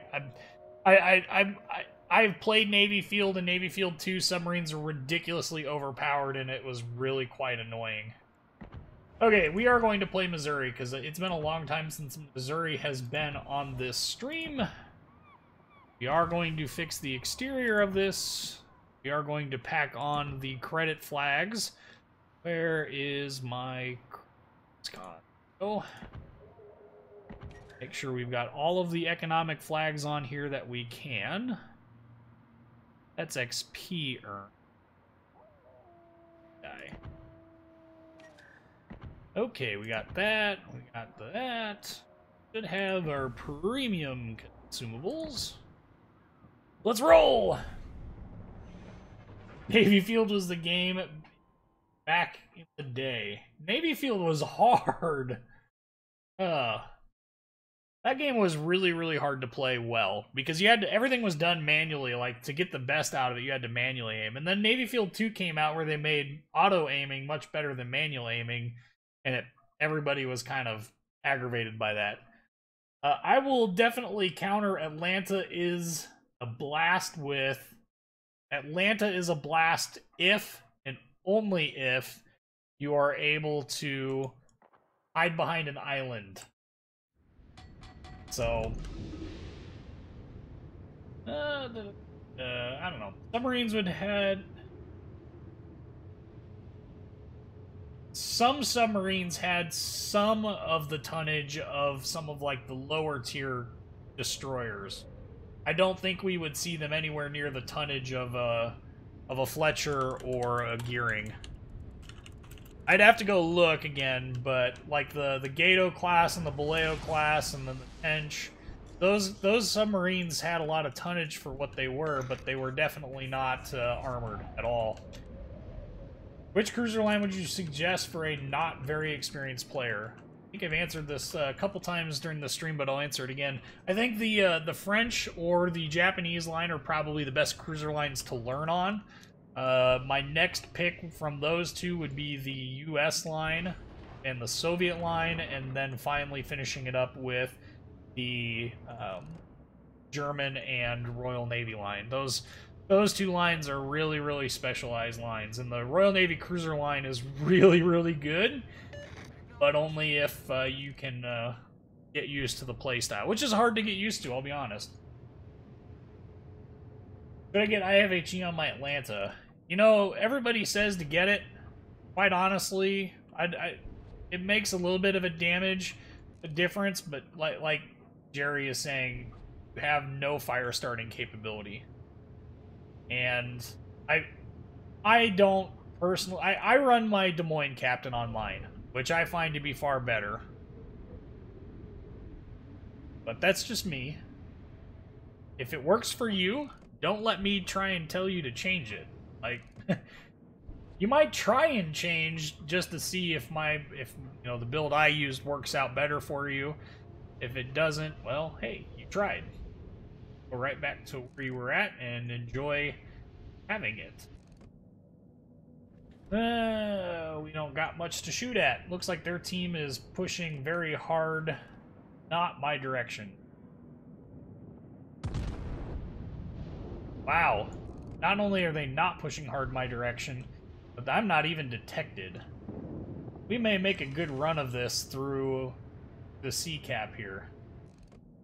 Hard to learn how to Russian DD. Oh, Russian DDs are easy to learn. Run and gun. Always. Oh, down goes our Mahan. Akatsuki, would you please go and spot this, the enemy bees? Overlet him. Still did damage. Now begins the eternal game of will the Missouris ever citadel each other? Right now I think I stand a better chance of having way more help with him than he stands to have with me, because I've got the veritable Elephant Lady on my team. She is a hell of a destroyer. Of course, we have spam galore coming in from what I can only imagine is the Neptune, who is most assuredly out of my range. So we're just gonna back up. He's not gonna do a whole lot of damage to us while we're angled in. Neither one of them are really going to do a whole lot of damage to us while we're like this.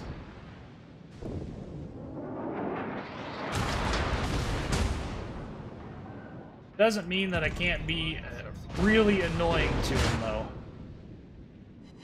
And you'll notice where I'm aiming at on the Missouri when I engage him. I am aiming so that my shells are impacting above the turrets. Quit putting holes in my butt! I'm taking out my long-range AA guns. Like a complete jerk face. Ouch. Okay, so he finally figured out where he needs to aim in order to, do significant damage to me. I don't think I've got range to engage anything off that way. No, there was nothing but bounces, so he's backing up finally. And we got that mountain blocking us from the Neptune, so that's allowing us to repair. And I am no longer detected. Excellent. Okay, so... he's detected, though. I'm detected now. We are going to refocus our attention to the elephant lady on their team. We're gonna hopefully do some good damage to her. Oh, yeah. Gotcha!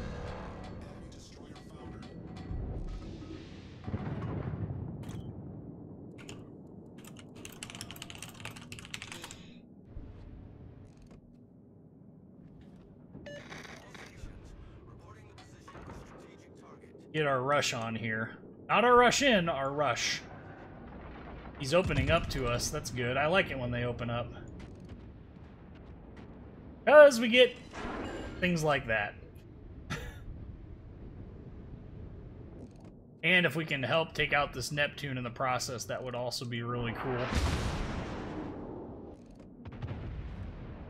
Okay, so he's speeding up now. He's turning in. The real question is... whoa!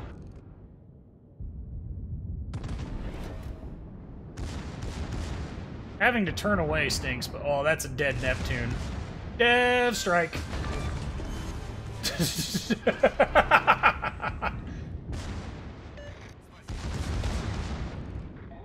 Woo!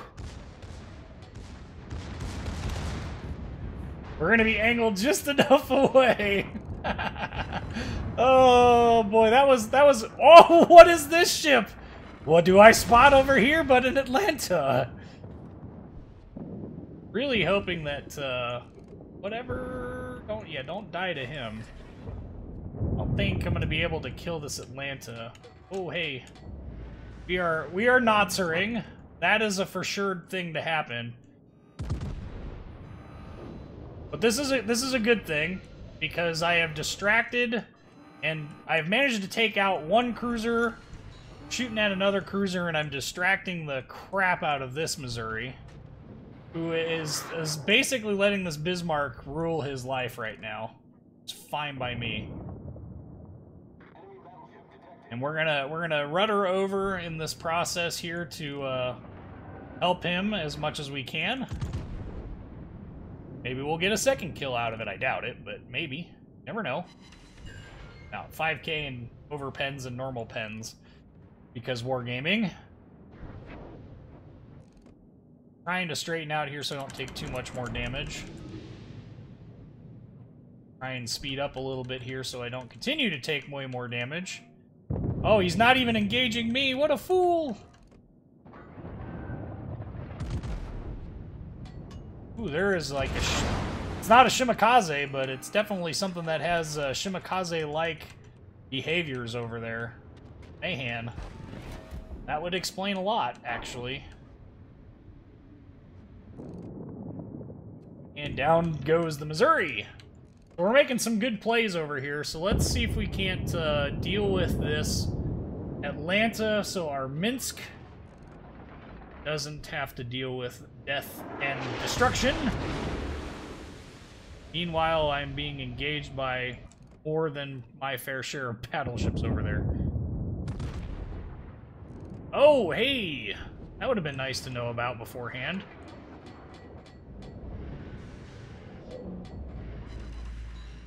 4 overpens on an Atlanta. Oh look! A battleship with radar! Isn't that something fancy?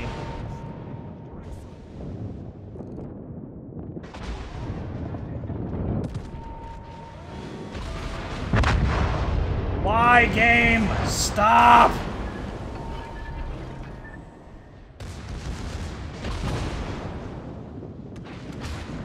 What happened to our... oh, he died.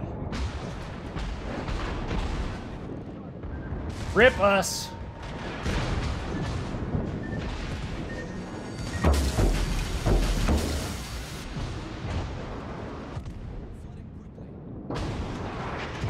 I'm dead. And I didn't even take out the man with me. No! Ah! Whew. Well, can't say we didn't do some work. Just, what is the, what? I want to know something. What are these guys doing?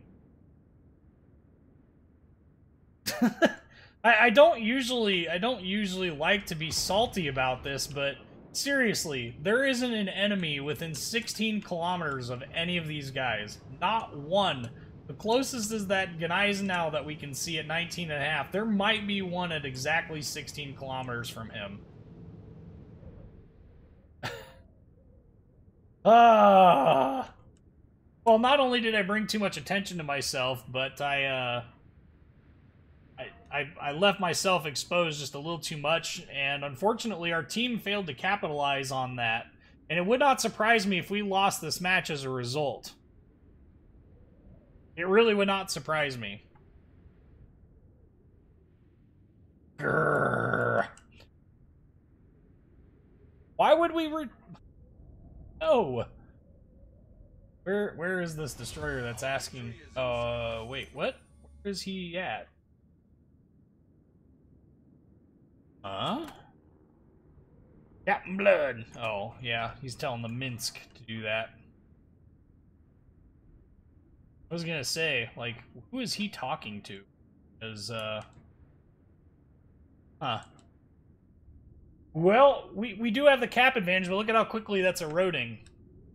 One, we're about to lose a cap, we're going to trade caps, basically, but we're only 160 points ahead of them. And at the rate at which this team has been playing as a cohesive unit, no, I don't think so. We've got way too much stuff. Who is he even engaging? Oh, shooting at the Friedrich de Gross that's so far away. Oh my. Like, this is a perfect example of one of the reasons why I don't particularly care for the ability to get ships based on, like, money or free XP, because a lot of these, like, they're out of position, right? So had these guys capitalized on the fact that their whole team ran to the C8 line where I was at, and they capitalized on that, this match would be over about 10 minutes ago.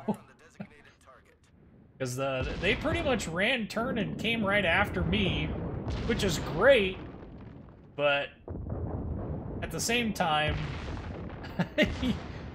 you can't help but wonder what exactly it is they were thinking, though. That Fletcher is off doing things and stuff and things. Meanwhile, our poor Baltimore here is getting engaged at point-blank range. That's gonna hurt. I really want to tell the Baltimore to use AP, but not going to, even if I tell him to. He is hyper-focused right now. There he goes. Now we're gonna see some damage rolls from him. He aims at the right place. You're not gonna get through the belt armor, not easily. Boy, ain't that lucky. Woo hoo hoo hoo. See, look, we've given up 3 of the caps already this match. The only reason I think we're gonna win this is because we've got them so separated from each other that they're not able to effectively support each other. I think that's gonna be the key to this match. And I kind of feel bad for abandoning that Bismarck, but he was forcing me to be broadside to that Iowa when I came around the corner, and I really didn't want to do that. Well, we're winning. Somehow. King George V, eating some HE. I don't know what he's eating it from. Got a fat... Oh, that's the... Udeloy? Yeah, that makes sense.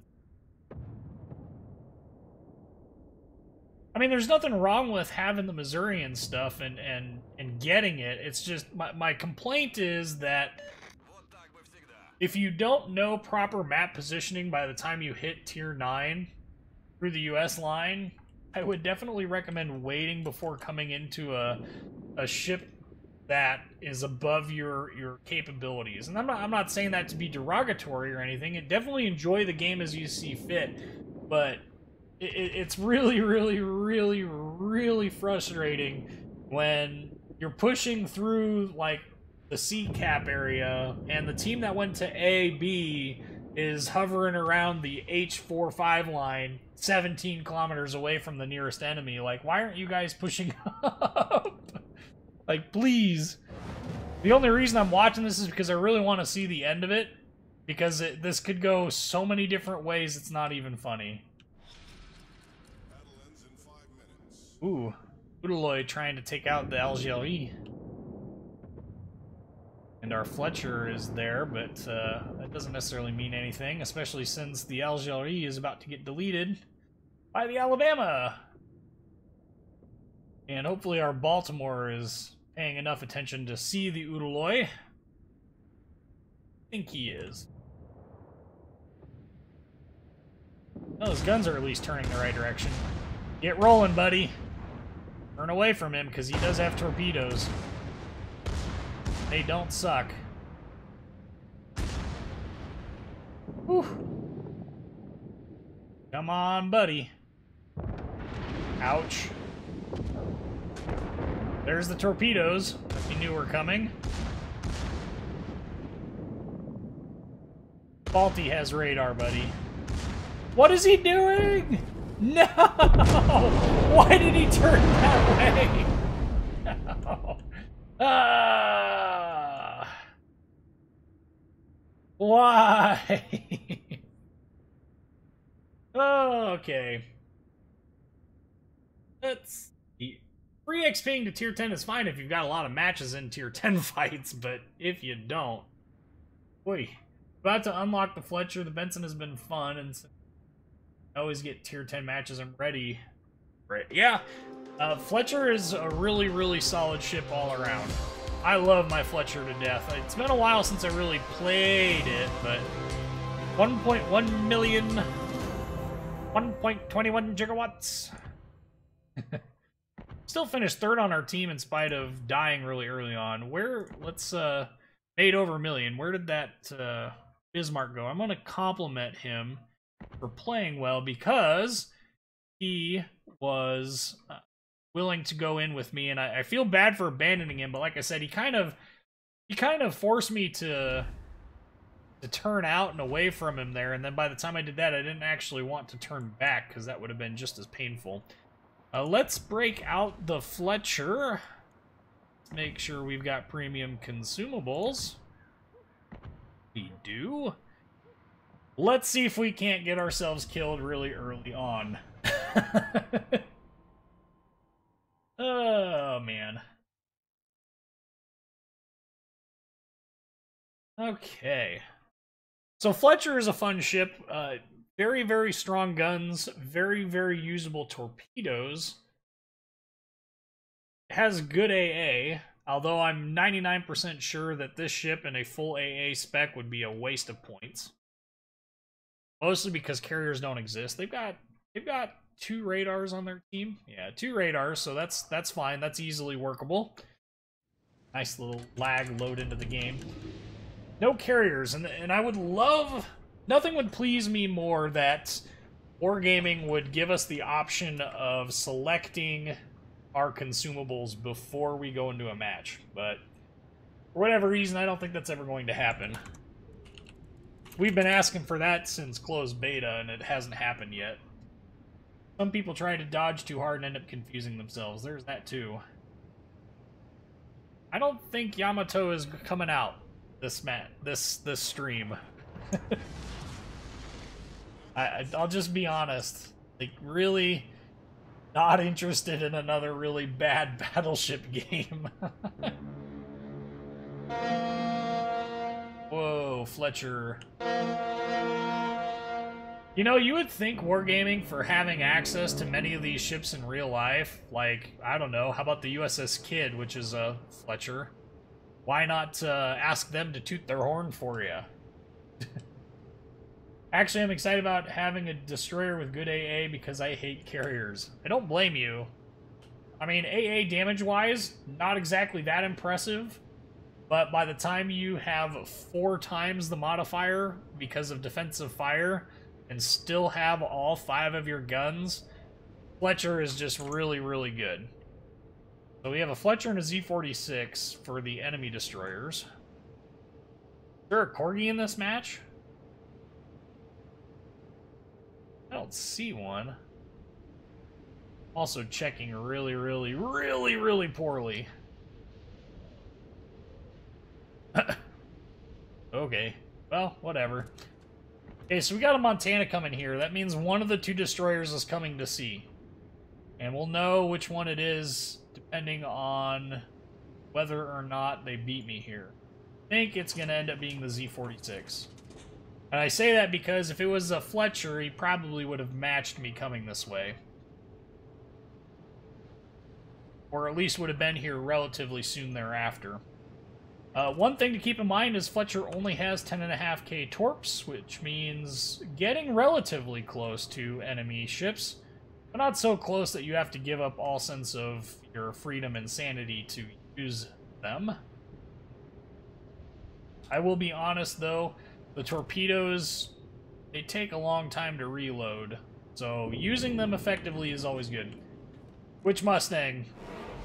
Are you talking about my Fox body?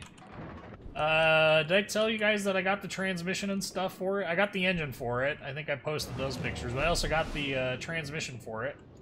And we just got paid today for the second half of January work, so I will have the opportunity to buy the ECU for it sometime tonight, maybe. Or I might wait till tomorrow to do it, just so that I can effectively pick the right ECU for it. Pepsi taught you that you were bad at light cruisers. I think you mean heavy cruisers? Means as Pepsi is a heavy cruiser. Ooh, both of their destroyers are off in this direction. Well, let's go hunt us some destroyers then. I would love to do nothing more than hunt these battleships, but let's be... Ooh, we could... No, he's sailing away. We're gonna save our torpedoes then. They're being awfully salty. And since nobody knows where I'm at, we're gonna pop around the edge of this island here. Yeah! Give me some detection on this Z-46. No! Come on, let's get around it. And the inevitable question is, Z-46 or Fletcher? And the answer is always the Z-46. See, Germans are much easier to take care of. Ooh. And by easier to take care of, there's a Des Moines there. So...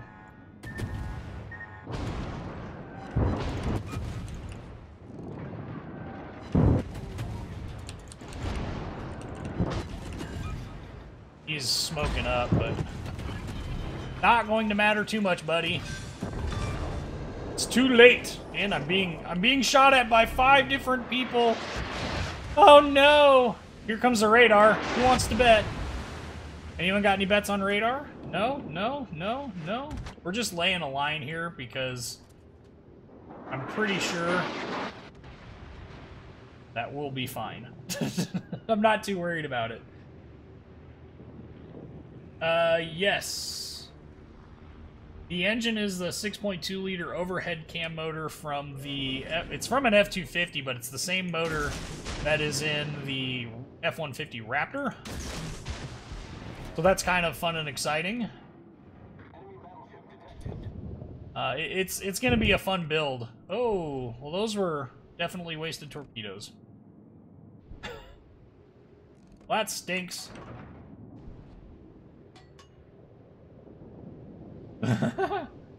No.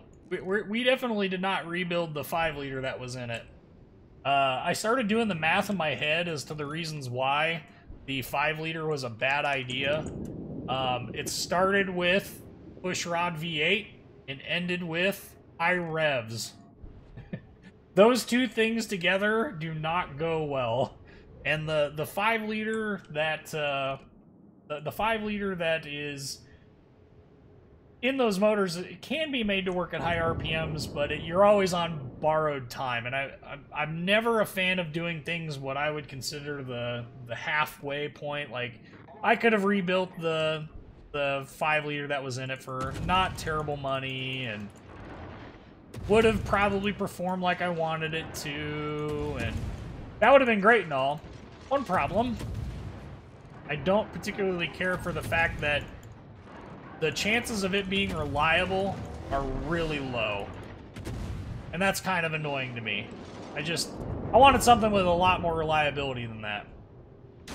So, the 7-liter motor that is in, or the 6.2-liter motor that is in the F250s is very, very capable. As far as an engine is concerned, there is plenty of torque and horsepower. Whoa. That's sound, yo. So that's really all that I want. Holy cow, I've got a lot of ships focusing on me right now. Get moving.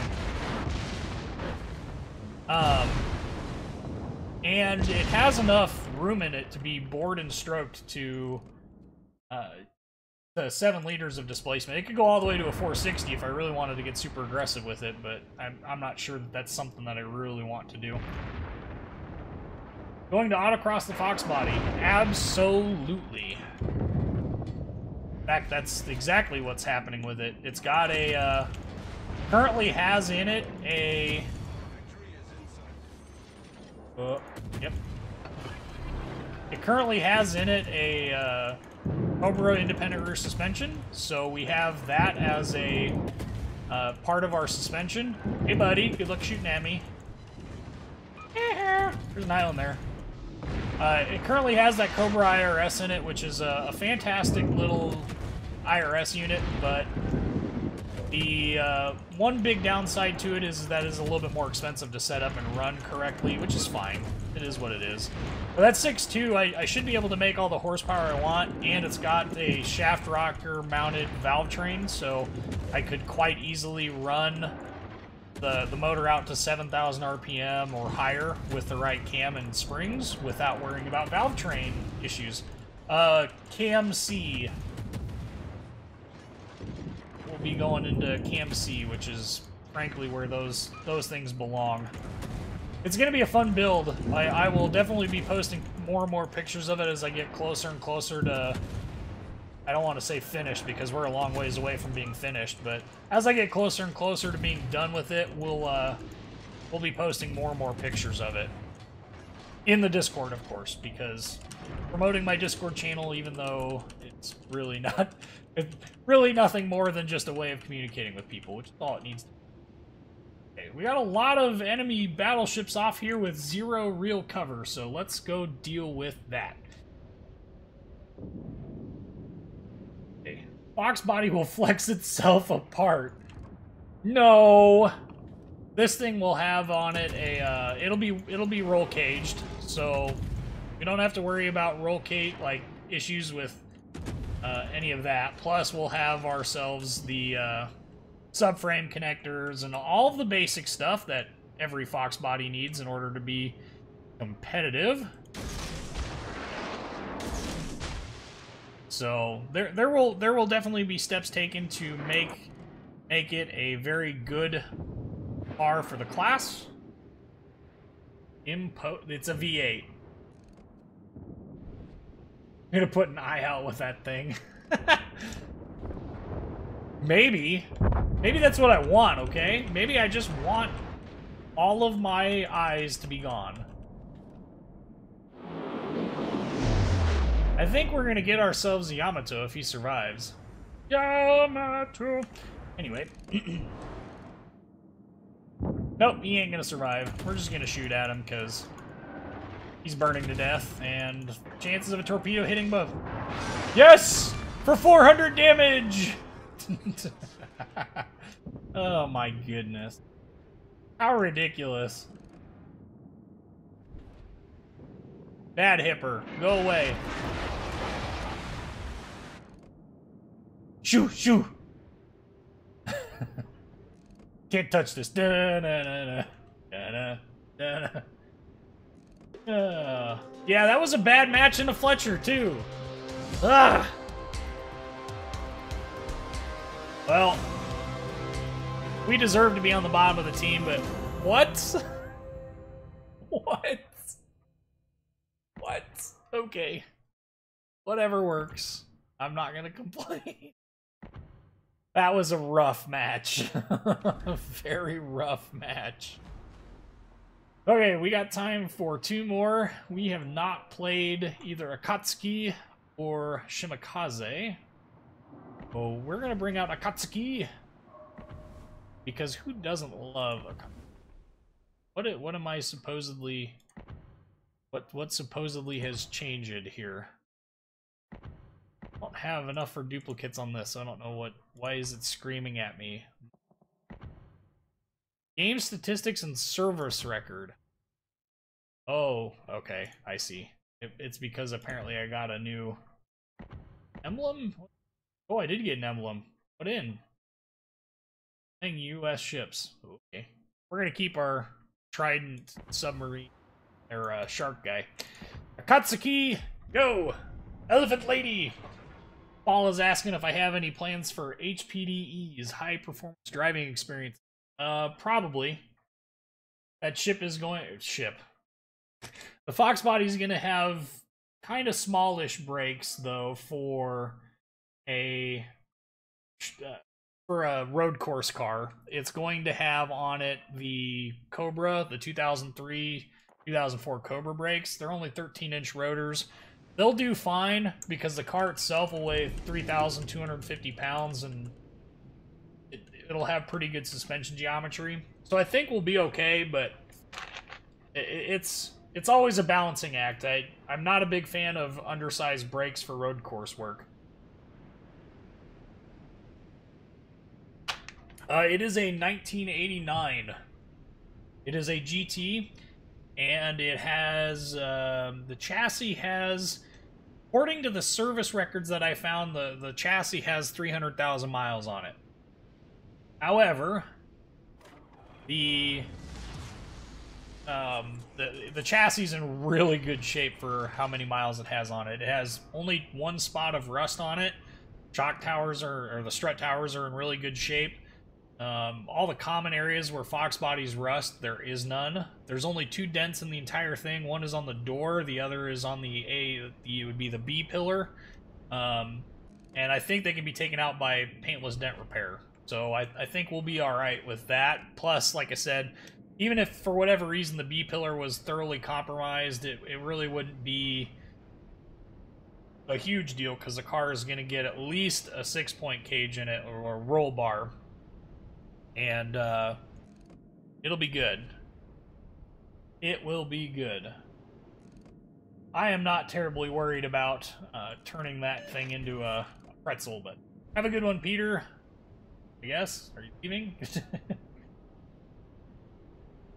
We're going to try and cap B here. Akatsuki, the one thing about her play style is she has really good guns, but at the end of the day, her concealment betrays her the most. You know, 6.4 kilometer detection range. Tier 7 is always that awkward tier because all of the destroyers above you have way better concealment than you. And all of the destroyers below you, generally speaking, have better concealment as well. Hopefully this time we'll actually get lucky and be able to get some good torpedo hits on some stuff. I'm hoping, like, we will have the opportunity to land some good torpedo hits on stuff. Well, it will, what, you didn't like this stream? Why? Oh, you always say that, though. Anyway, the ECU on it is going to be a Mega Squirt 3 MS3 Pro Ultimate, I think is what I'm probably going to end up with. I just need to figure out what it's going to take for me to actually install that and make sure I got everything. Yeah. Always a good idea to maximize your potential.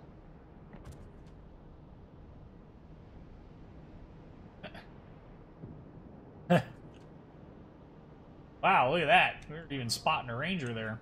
So this New York, I don't know. It's hard to really judge which direction he's going. Got plenty of torpedo options, though. And I'm detected. Fantastic. So that's gotta be Leningrad? No, because I'd be detecting him if he did. I don't know who he's shooting at, but their ranger's dead.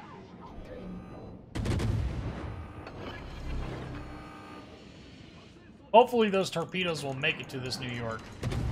No, don't turn away. God dang it. Oh, that's kamikaze. Yup. Maybe I'll get lucky and that kamikaze will run into my torpedoes somehow. That would be ridiculously hilarious. No. Dang. I was hopeful. Then I was terrified.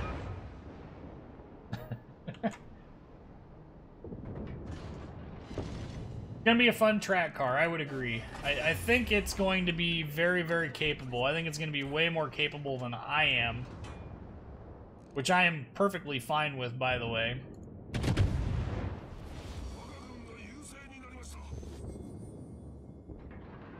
Boy, keep hiccuping because I keep drinking my Dr. Pepper. Akatsuki, fire, go! She's being a very elephant lady and burning all of her problems away. Congo would be proud. I think what we're gonna do is we are going to go try and I think we can catch this Colorado off guards, but yeah, Akatsuki is one of my favorite destroyers in this game. It's just a great combination of all of the things that make destroyer play fun. Especially for me. It's a great, well-rounded ship. It's got workable guns, it's got great torpedo arcs and great torpedo tubes, great torpedo damage, great torpedoes overall. I know there are people who disagree. However, I will just say that I have had really good luck with her torpedoes. Not had necessarily good luck with being in the right place at the right time to maximize broadside targets, but... Okay, a friend of mine pieced together a race car with a bunch of different things. Pinto, 351 cleave, C6, and a 9-inch rear end. That definitely sounds like a pieced together car. A Pinto? Why a Pinto? I mean, there's nothing wrong with the Pinto, but just curious is all.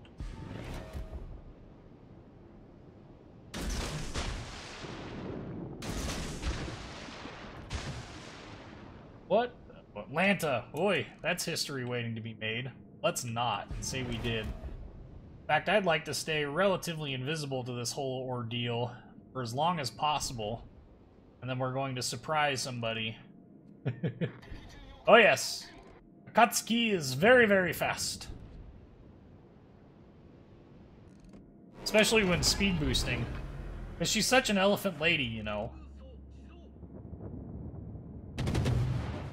Oh, well, we got detected briefly. Burning that Damacon. Burn it! Burn it! Burn it!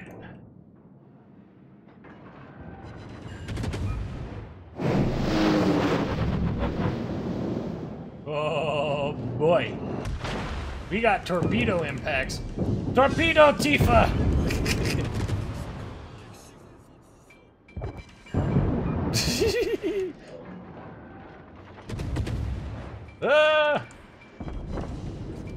Emerald has... Oh. Nope! Nope! Nope! Smoke screen! Whew. We're gonna try AP, see if we can get... Yes! Battleship Akatsuki! 10,000 damage! Oh boy. I don't think we're gonna make it. We kind of sort of made it. Oh my. We got some good damage with AP, some good damage with HE. Woo! Now it's time to go play Silent Hunter. Literally Silent Hunter, because we only have 1,000 hit points left to work with. Oh man. Akatsuki proving that she is just the elephantest of elephant ladies. This is the best. Akatsuki is best battleship at tier 7. Oh. Emerald is such a fun ship to Citadel like that, because it doesn't matter what you're in, just poof, disappeared. What's the AP damage on? 2,200 AP damage. Man. Jerry, all of these live streams that are on YouTube actually get uploaded automatically to my YouTube channel, and you can see them through the YouTube gaming side of the channel as well. So it automatically is put onto YouTube, so you can watch the whole thing and all of its glory and all of the really funny moments and all the really scary moments. And as Super Crew states, subscribing will definitely let you know as well. And just one thing to keep in mind too is subscribers on YouTube Gaming are different than subscribers on YouTube. They're two separate accounts according to YouTube, even though they upload to the same place on YouTube. It doesn't cost you anything to subscribe, it does to sponsor. So that's really the only difference.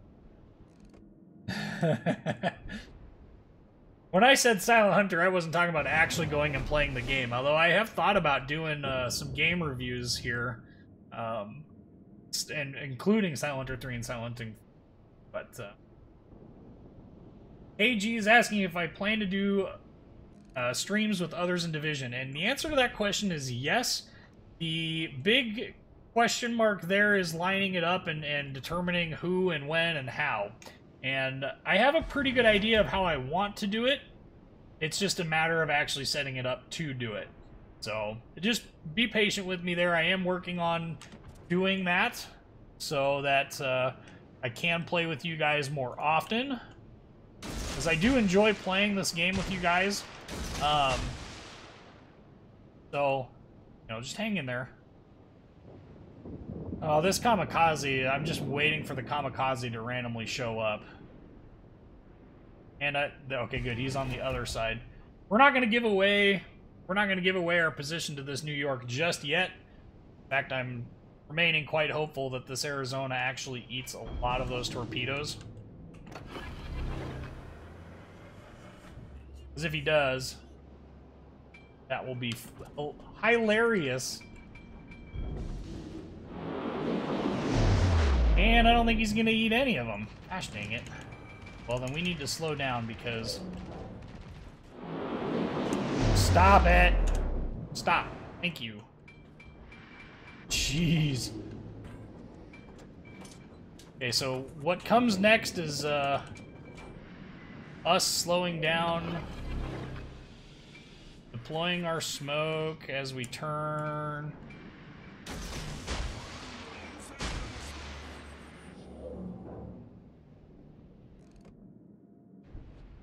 Gonna beach himself. We're holding on to this last set of torpedoes here just in case. No, he's gonna end up beaching himself, and I'm a jerk face. Well, fine.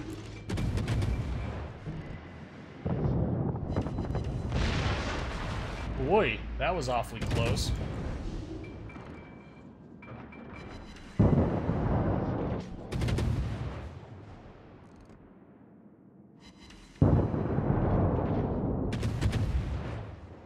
Trying to use the island here to force his guns to shoot at the island instead of hitting me. Started him on fire too. That stinks for him. Let's stop. Let's just flat stop moving. Just gun him down. Really? Well, glad I'm gonna get the kill on that. Nice shot. Was hoping that the island would protect, but apparently not. And by protect, what I was trying to do there wasn't keep his shells from reaching me, but to keep his aim point from actually being able to focus on me. Because oftentimes what happens with that... oftentimes what happens with that is when you're trying to aim at a ship that's shooting at you in smoke and you can't target them like that, you'll end up targeting this island, and they will hit the island as opposed to going over it. I wonder if he had a spotting plane up. That would definitely allow him to get around that.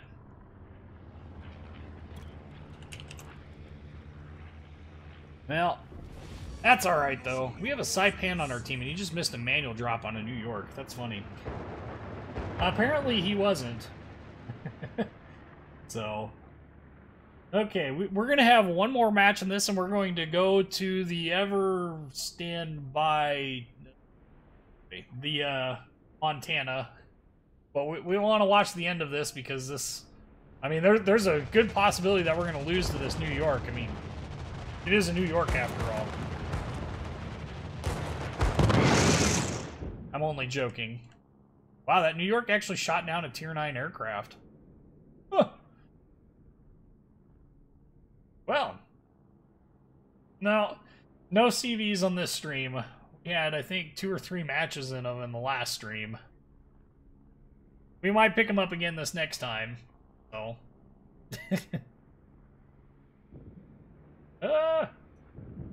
how good, bad is IFHE on British battleships using HE? Reduces fire chance, but how good is it? I've heard at the high tiers that the I've heard at the high tiers that the IFHE actually works really well on them.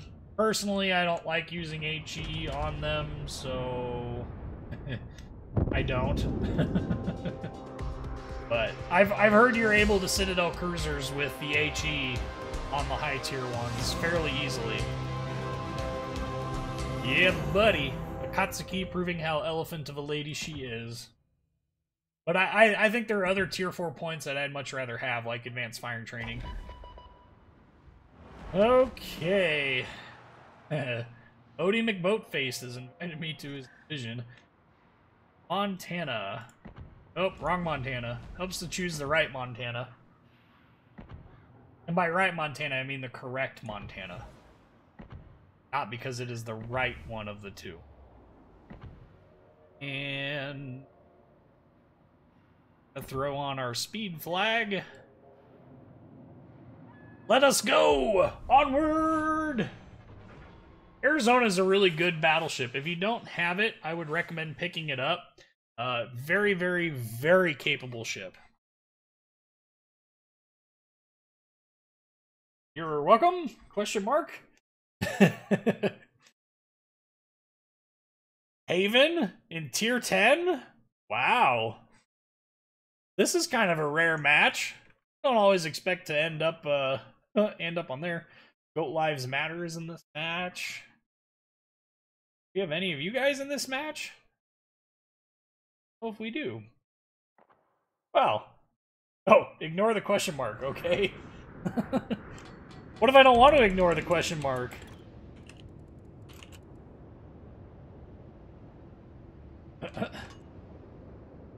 So, Montana. This is a fun little ship.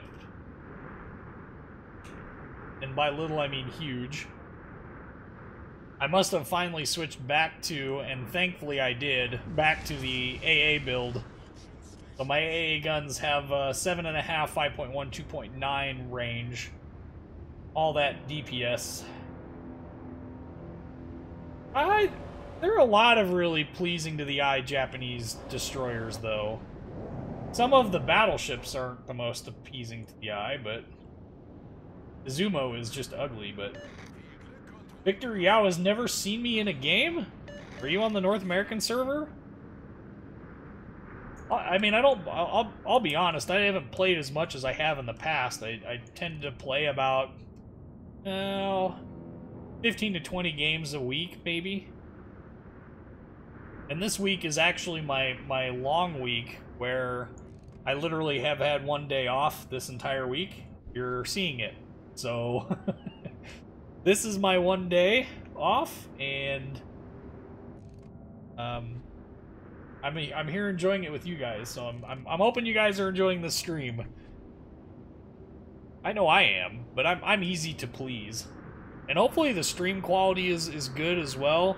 Not getting too much in the way of like screen tearing or anything like that. Oh. Okay. Nelson any good? I think Nelson is a pretty solid ship. You know, the key to it is angling. The key to it is angling just the right amount to get all of the guns on target, but not enough that you end up, of course, but not so much that you end up exposing huge amounts of your side. And thankfully, Wargaming has basically told you what that angle is based upon the that's going to be a non-damaging hit, isn't it? Yep, non-damaging penetrating hit. That angle is actually the correct angle for all of your guns to be brought to bear, which is super nice.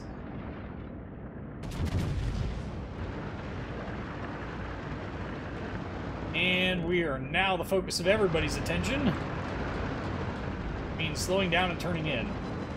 As we lop 15k off of Mr. Crush Grove over there. There is a Yamato over there. Ugh. And there is a destroyer in the sea cap. And it's a gearing, of course.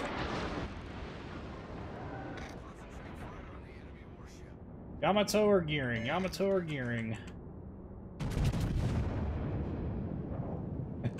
Obviously the answer is always gearing, but we missed. Whew. Convenient loss of detection there. Woo-hoo-hoo. Oh my. Gearing is eating torps. Midway is balanced to Vorish. Holy cow. Alright, well, we're off to the races here to find ourselves some targets.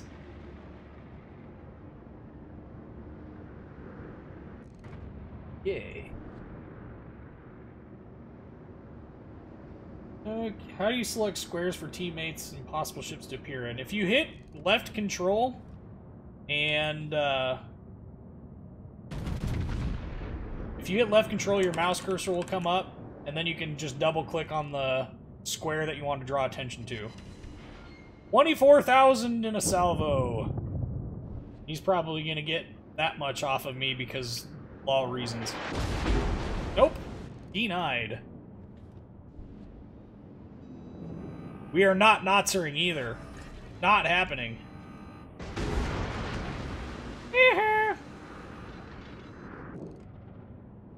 Just a shame that my guns won't be brought to bear on time on this Montana to catch him broadside. We're gonna kick the rudder over in the hopes that maybe we can just maybe get him.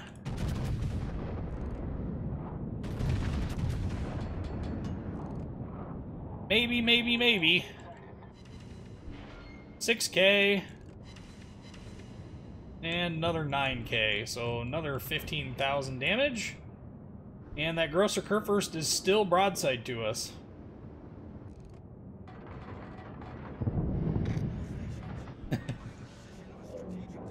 And we will just go ahead and once again engage him as best we can. Well, those two salvos were wasted, but oh well. Still doesn't stop me from doing 12k to him. Okay. That's great. You're a good host. It's 3 a.m. and I should be in bed, but I stayed up anyway. Well, thank you for staying up. Hopefully you don't have to work tomorrow, or if you do, hopefully you're able to work tomorrow effectively. That way you don't have to explain to your boss the reasons why you were staying up late to listen to some guy play video games. Oh, I think that was a wasted salvo. Oh, no, it wasn't. Well. Oh! 15,000 off of him. Get him! Focus him. Oh, we're almost to the server average without a single Citadel hit. Down he goes. North Carolina's behind the island. Monty is over there. Alle Stationen. Yeah. All stations. Okay, so I'm trying to decide what I want to do here.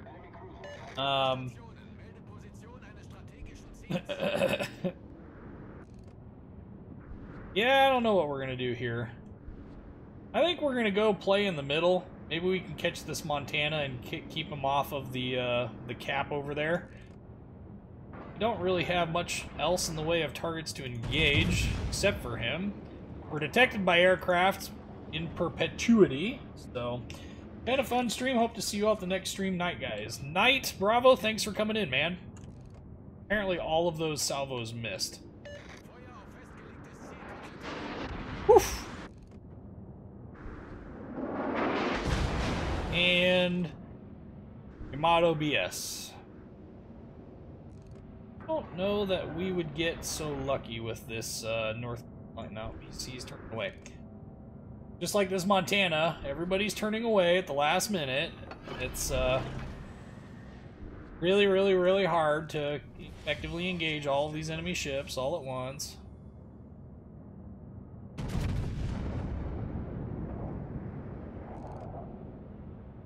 Ooh. I'd like to be lucky and get myself a Citadel on that Yamato, but it's not going to happen.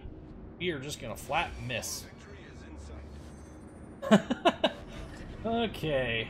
Which angles? Flat portions. Yeah. There's a little bit more to angling in that in Nelson than just 45 degrees to all the things. I mean, there are ways in which you can angle effectively and not have to worry too much about it. Personally, I prefer just off of using both like all three of your turrets. At that angle, I think that you get the most effective angling out of it. Hey, Hindenburg, that's gonna hurt. Yeah. Finally got our first Citadel of the match. Don't think he anticipated that happening, but he's not happy about it, I can guarantee you that.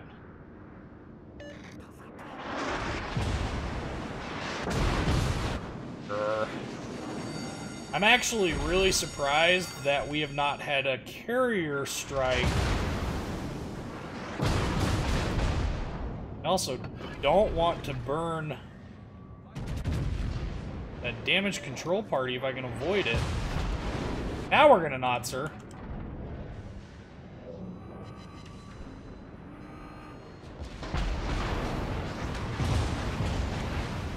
Moskva. I don't want to burn the damage control part or the DCP because I just know that that's gonna come back and bite me in the butt.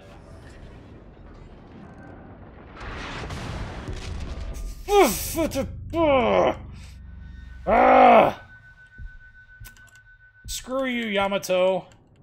Screw you.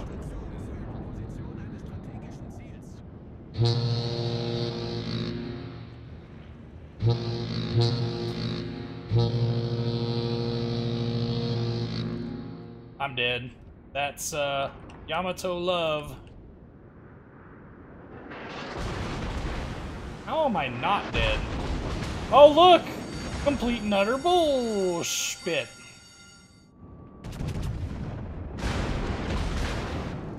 Have I mentioned how much I hate hate being caught broadside to that ship? I mean, it was a good shot on his part, but... Well... I know I was broadside to him. I just hate that ship. That ship has always been distinctly too powerful, and it's only been recently that Montana has been able to effectively deal with one, and it's still crap. I think that it can just lol overmatch all the things because lol reasons. So, I don't know. I was broadside to him, but it brings back a lot of bad memories. We'll just go with that way.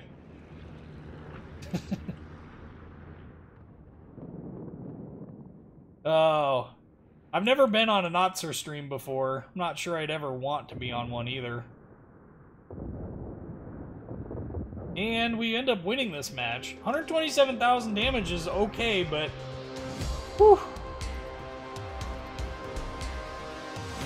Hey, we completed a mission, though, for the Yamamoto campaign. We finished third on our team and never once saw an enemy aircraft actually come after me. That's nothing short of a surprise.